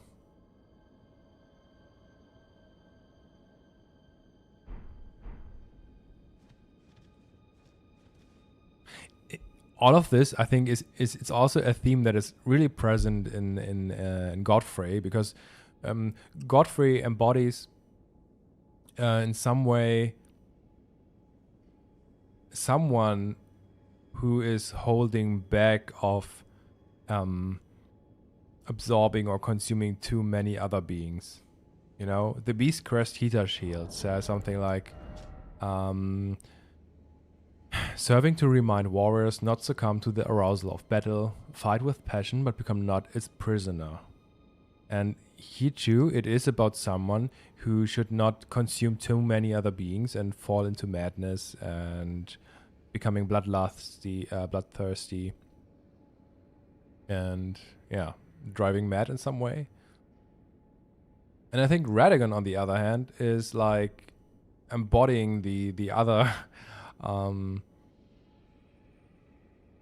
the other side in some way. Radagon is probably someone who let himself go and fell to madness and let himself go, falling for the arousal of battle, consuming too many other beings, but it's also the one who almost achieved godhood through these circumstances, but made himself some kind of prisoner in the same way, because his true self is kind of gone and he becomes a puppet of the greater will. It's incredibly cryptic, vague, described, but these are the circumstances that I imagine.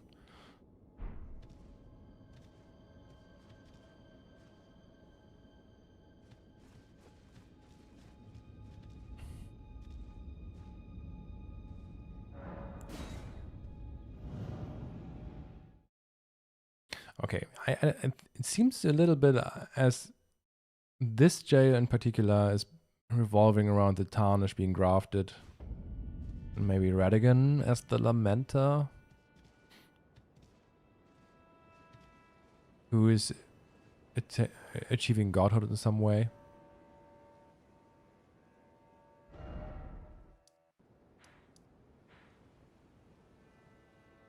Maybe it's about that. So, next we have the Ballarat jail. Good night, Magino.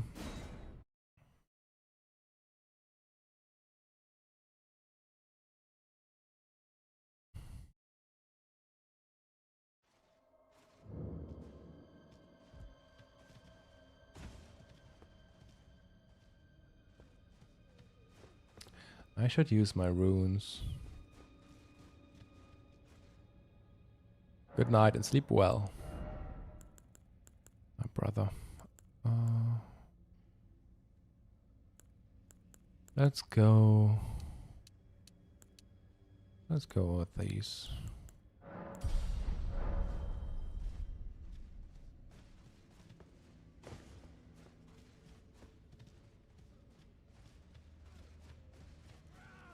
What?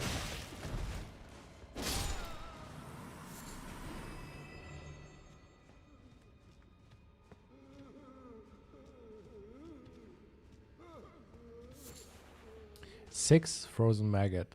Oh, damn.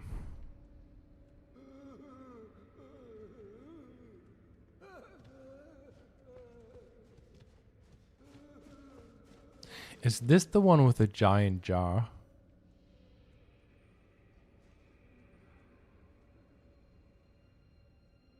I can't see it from here.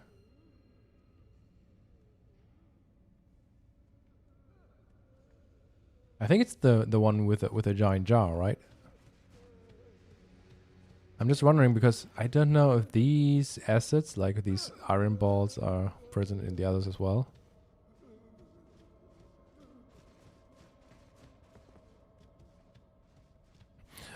It might be speculating too much, but whenever I see these iron balls, I think of our silver spheres.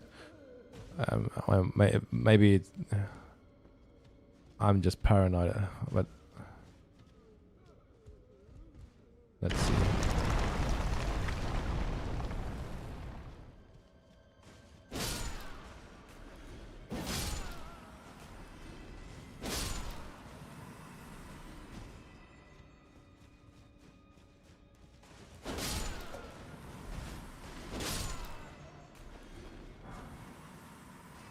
Silver horn tender.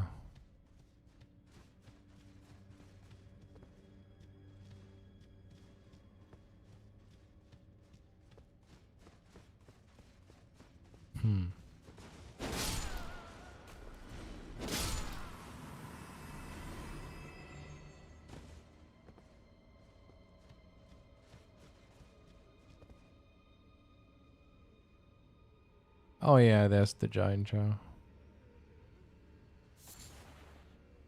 4 frozen maggot.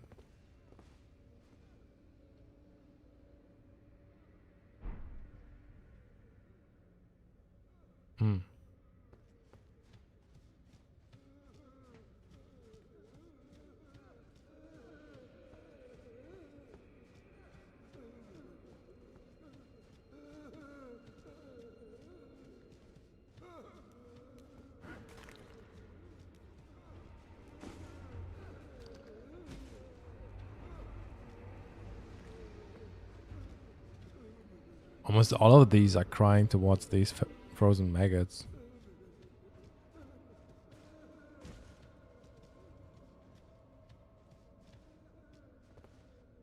Cheers.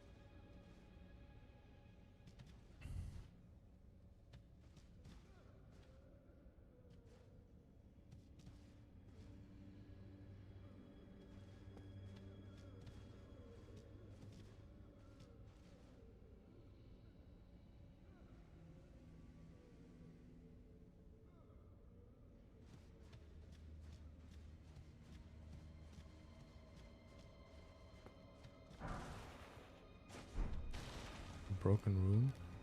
Wait, what? Now they are attacking me?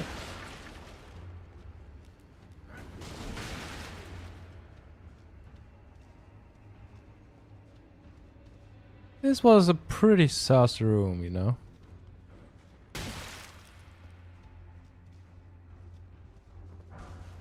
One Thorfrost boluses.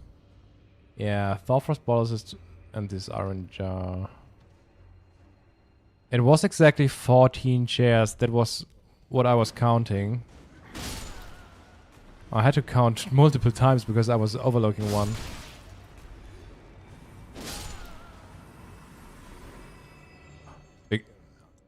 I just... it's just so weird because I don't know if this is coincidence or not, or if they were deliberately placing like 14 chairs in this place. There are not many rooms in the entire game with so many chairs. And the number 14 is something that I associate with Marika's death in some way. Because it's in the number the spirit jellyfish also mention, and otherwise the number 14 only appears in Farum Azula. So there is definitely something going on with the number 14. That's for sure. It's just that I'm now not sure if they deliberately placed like 14 chairs in this room. That's what I'm wondering right now. That there is something going on with the number 14, that's something I'm sure about. It's just... Are they actually referencing the number 14 in here?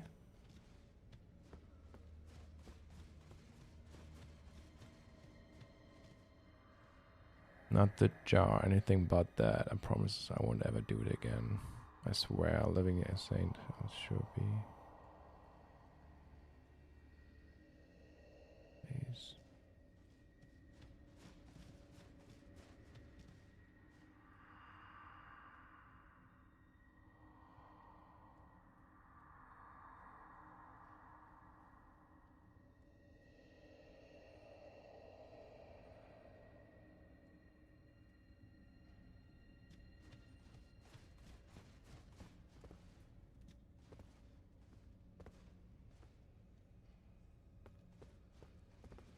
So maybe this jail is revolving around Marika's death and her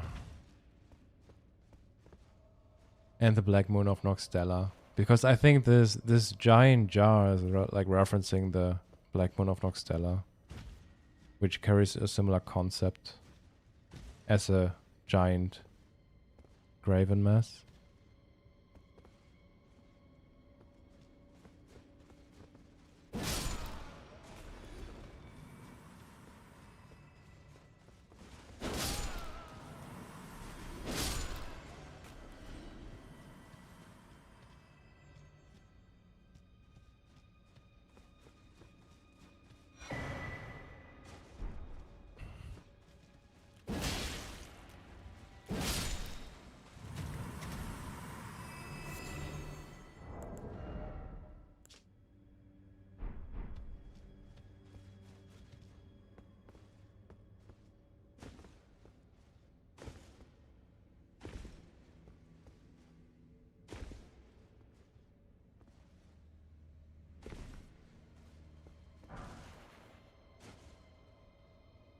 Glass shard. Bro. And this is not the jail where you get the knight armor set. This is in the other one.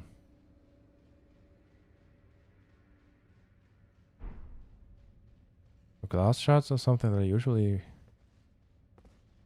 I was thinking about glass shards as a reference to the tarnish, but I don't... No, I'm not sure.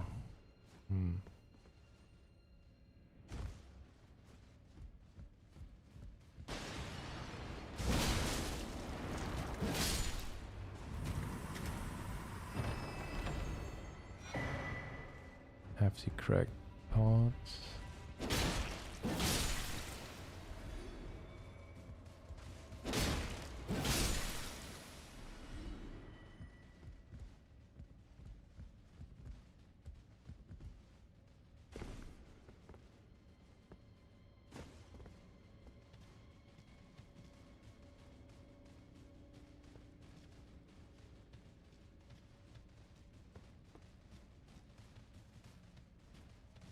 Oh, guys, I don't want to fight you. Oh, come on.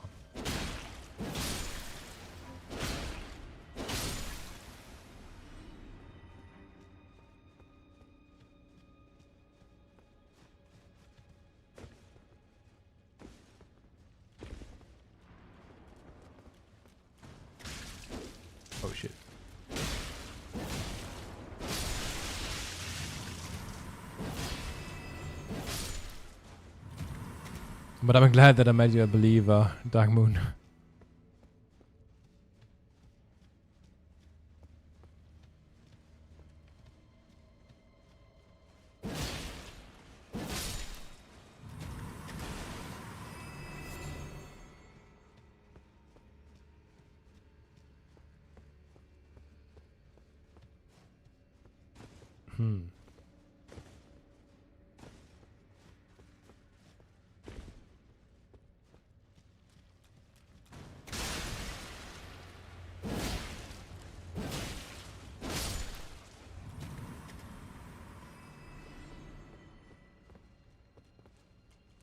Critical role? What's critical role?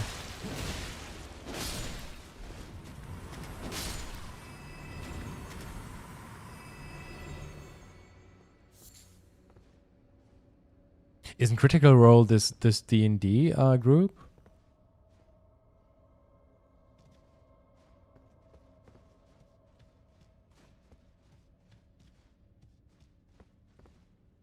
Yeah.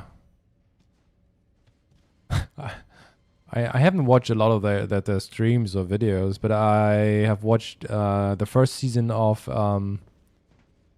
this one series where there was where they were voice acting and writing the story.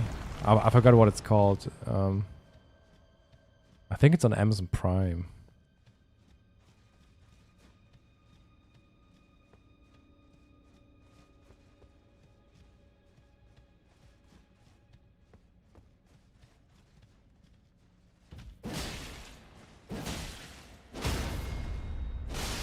Yeah, Legend of Vox Machina, yeah.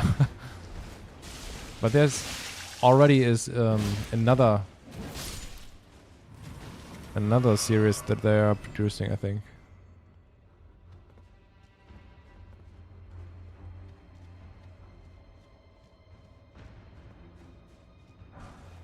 Lost Ashes of War.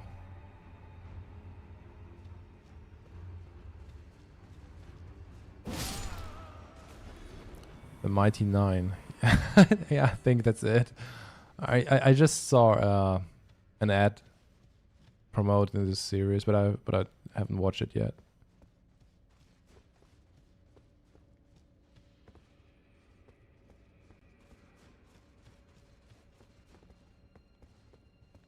This is one of the locations that I hate because I'm losing my orientation all the time.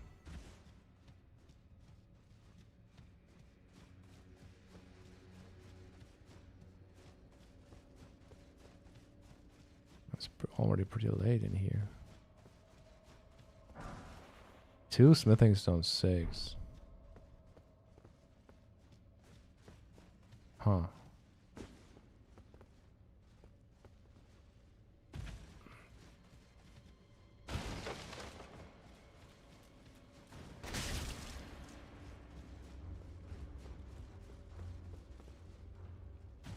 Ah.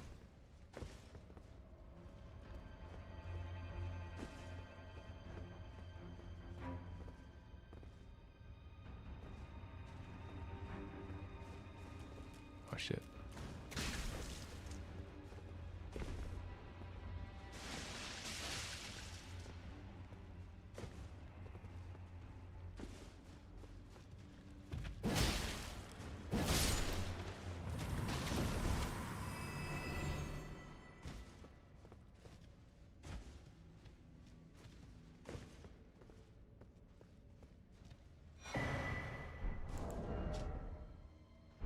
Hefty freezing pot.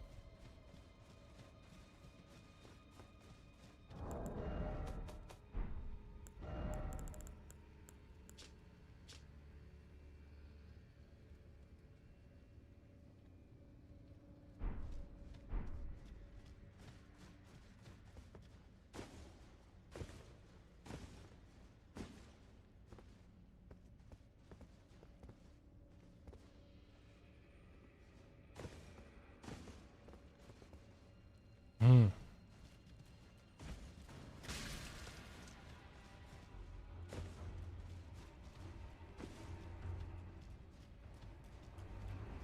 How do I get up there?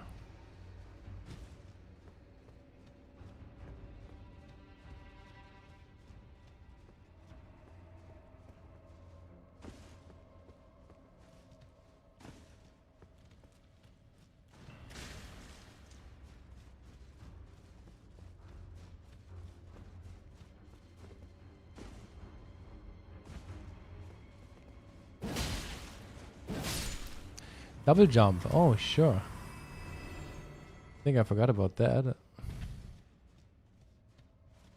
Just wall jump. Imagine having a wall jump in a Souls game. Empty crate pod.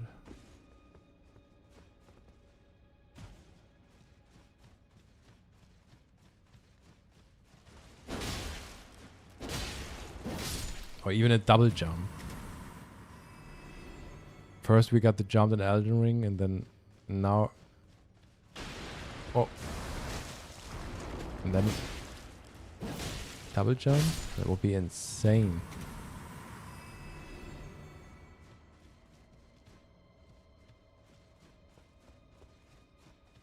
The fact that you could he was able to swim in Sekiro was already a big deal.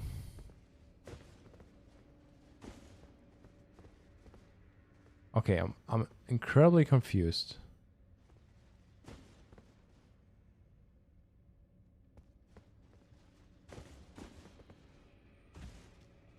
Now with more jumping. Yeah. Shouldn't there be a way up? So, oh yeah, here.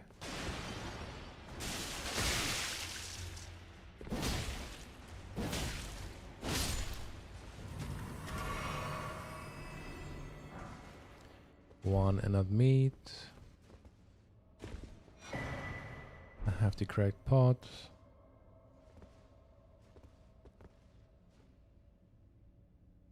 I think that was it. At least I hope so.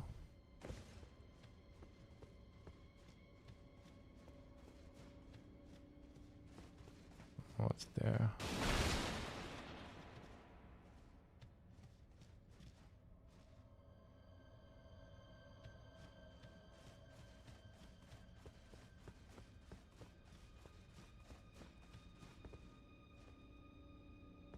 Heavy jars. 2 smithing stone, 3. Again, 2 smithing stones. Oh my gosh.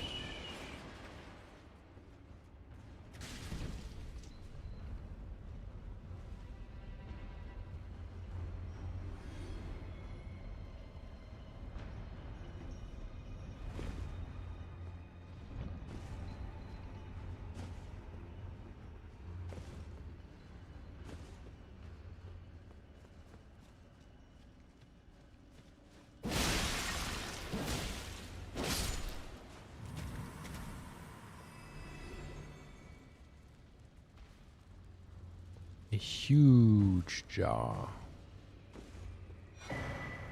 Great jar. Okay. A great jar which fits comfortably over the head when upturned, entire of the shamans who perform their worship at jails. They offer their prayers to the innards of the great jars, such that they might be reborn one day into sainthood. This is the cycle of death and rebirth taken into the hands of mortal man.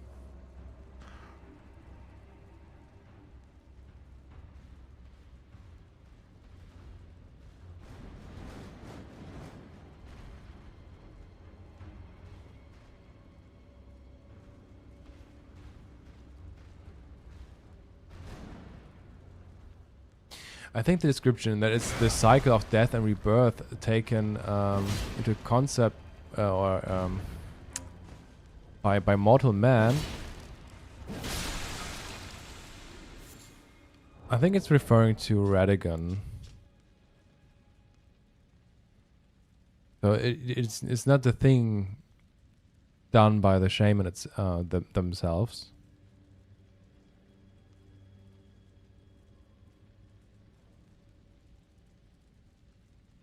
I think it's all about like Radagon using Rena's soul.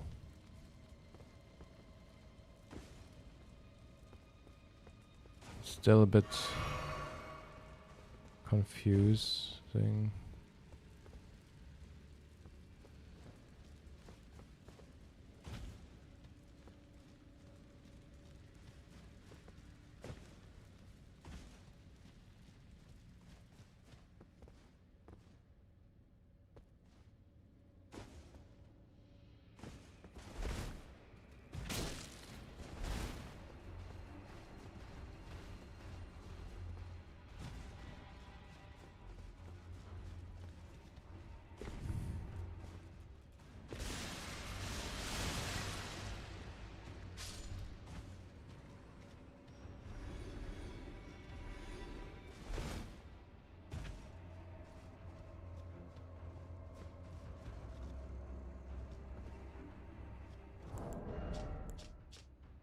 What did it say? And this is the cycle of death and rebirth taken into the hands of mortal man.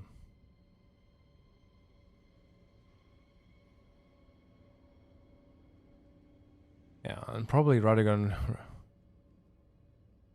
rebirthed himself through this ritual, I think.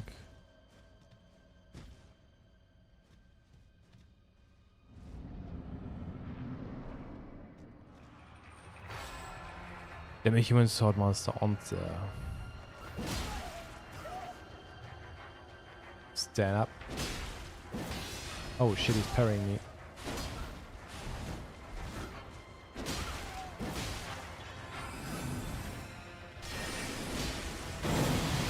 What?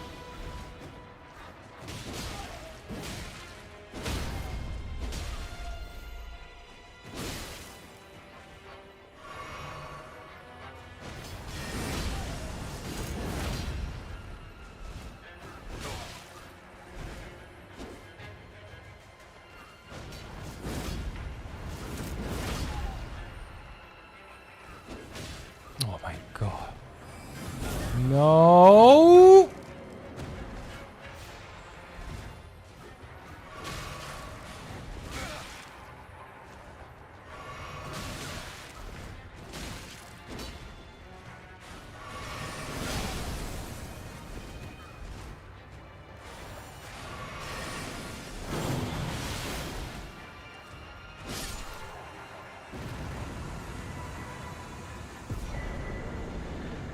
He almost got me.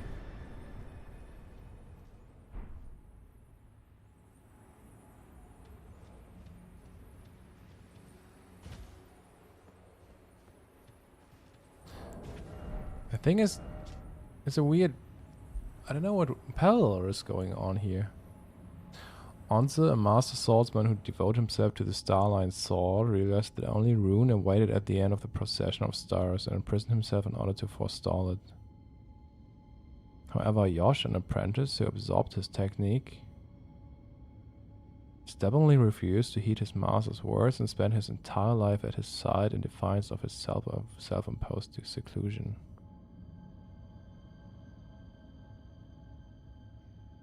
I think here's also some kind of Radagon parallel going on. It's just weird that...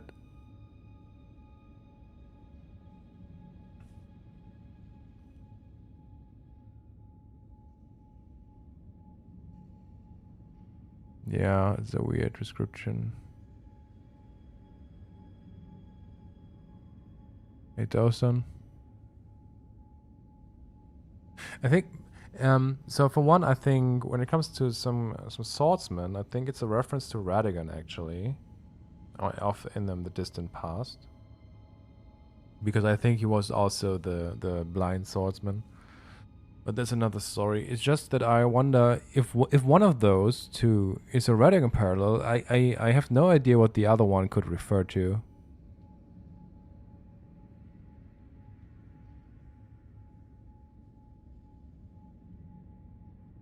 You know? It's just weird. Because we don't have often two guys, or two male characters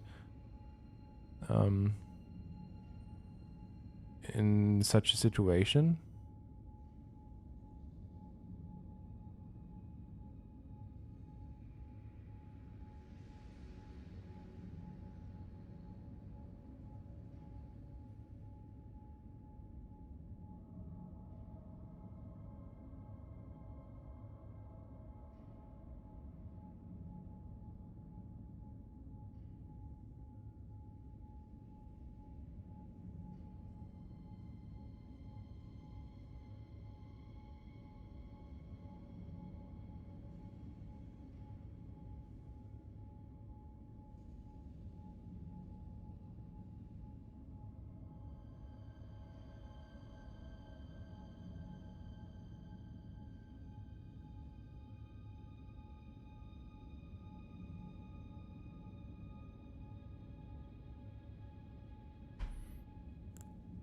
What do the names mean? Answer name.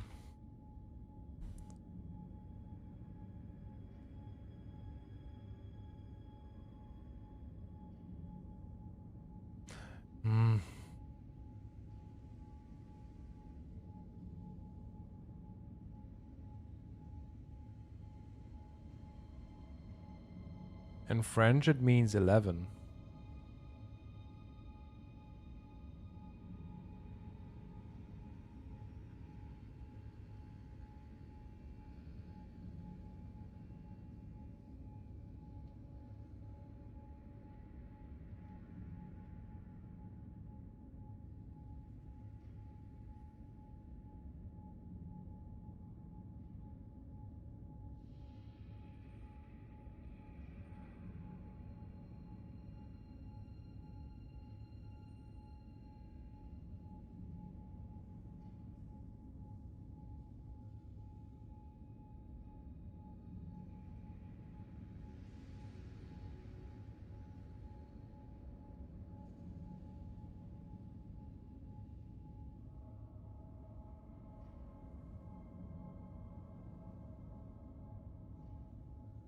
It seems like that's probably a reference to the number 11 for some reason.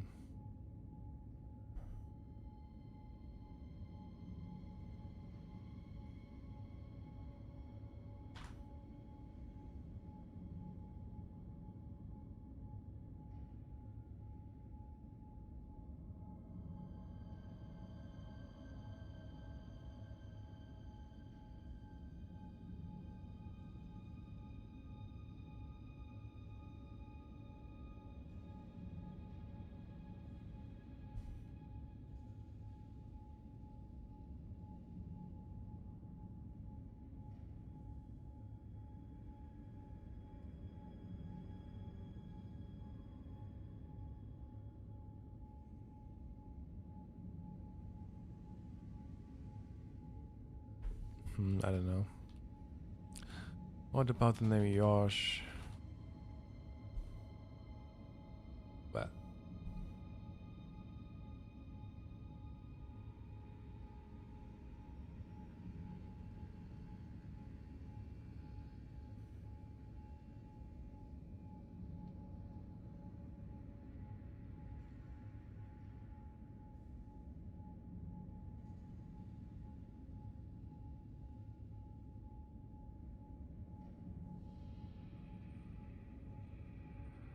Godfrey and Radigan.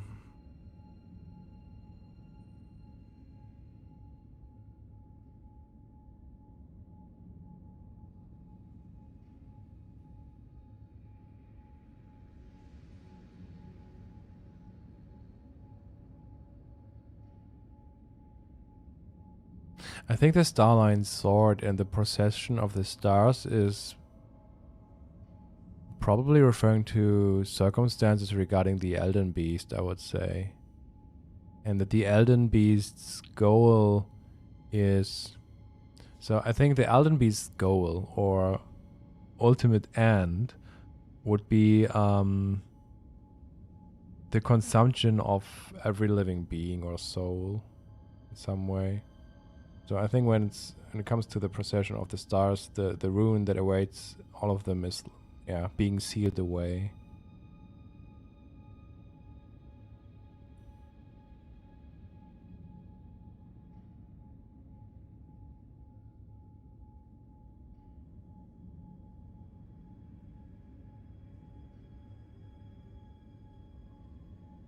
But it's, especially the line for stalling a fate is really interesting, you know.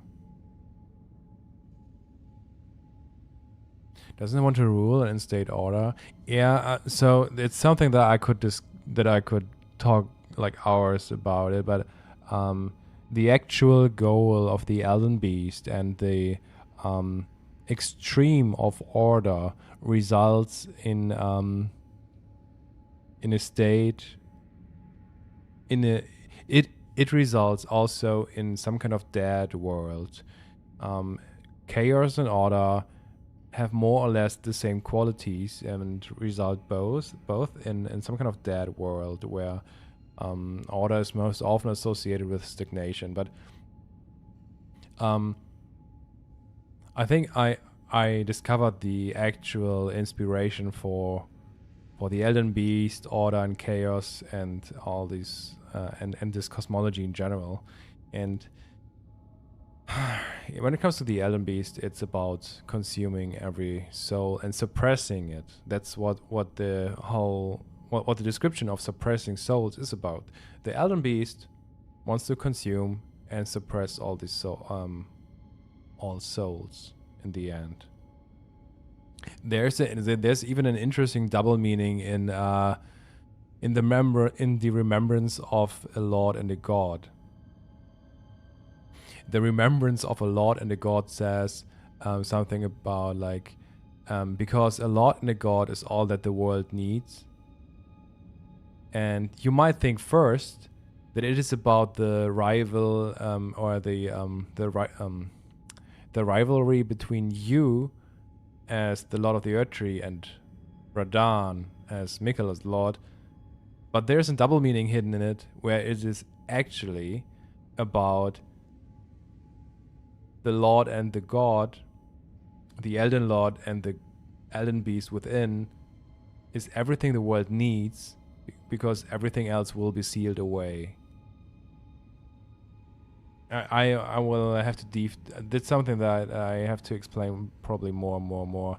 But it's the same cosmology that you have in the novel series of the Eternal Champion, and you might want to check out the wiki because when it comes to the cosmology of the Eternal Champion, so for one, the Eternal Champion is confirmed inspiration for Elden Ring by Miyazaki, and I think even by George R. R. Martin.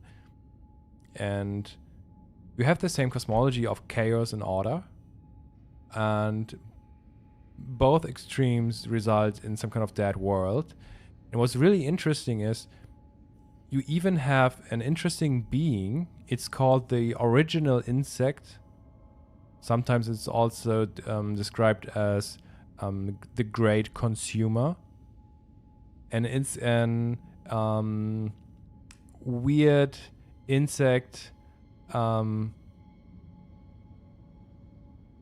like being which is also sometimes described as singularity and is associated with order. It's an anomaly of the order and which strives to consume everything. And I'm firmly convinced that this being, the original insect, the great consumer, served probably as inspiration for the Elden Beast in the end. It's more or less, I think there are the same concepts behind it. So, but yeah, let's see. What does Yosh mean? For fuck's sake.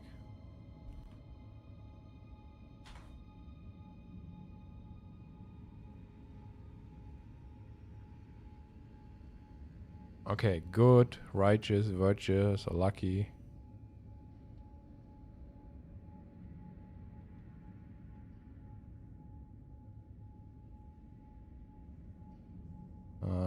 Nothing concrete.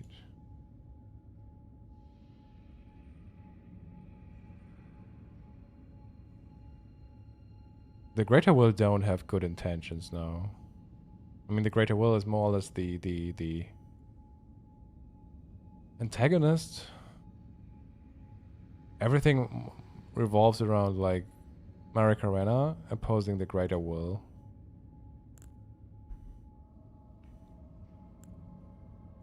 And in the Eternal Champion and its cosmology, you even have the balance as a third principle. And in Nightrain, you can see that it's even present there.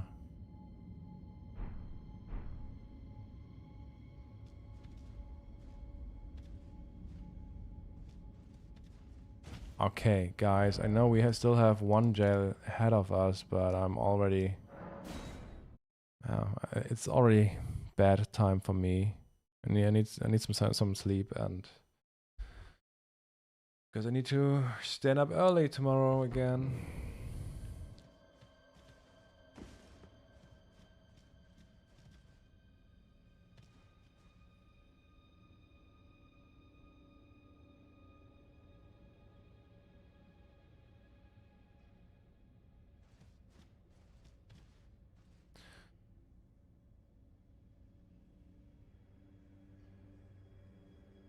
So guys, thanks for coming by and for engaging in the chat. I hope you're doing fine and sleep well tonight.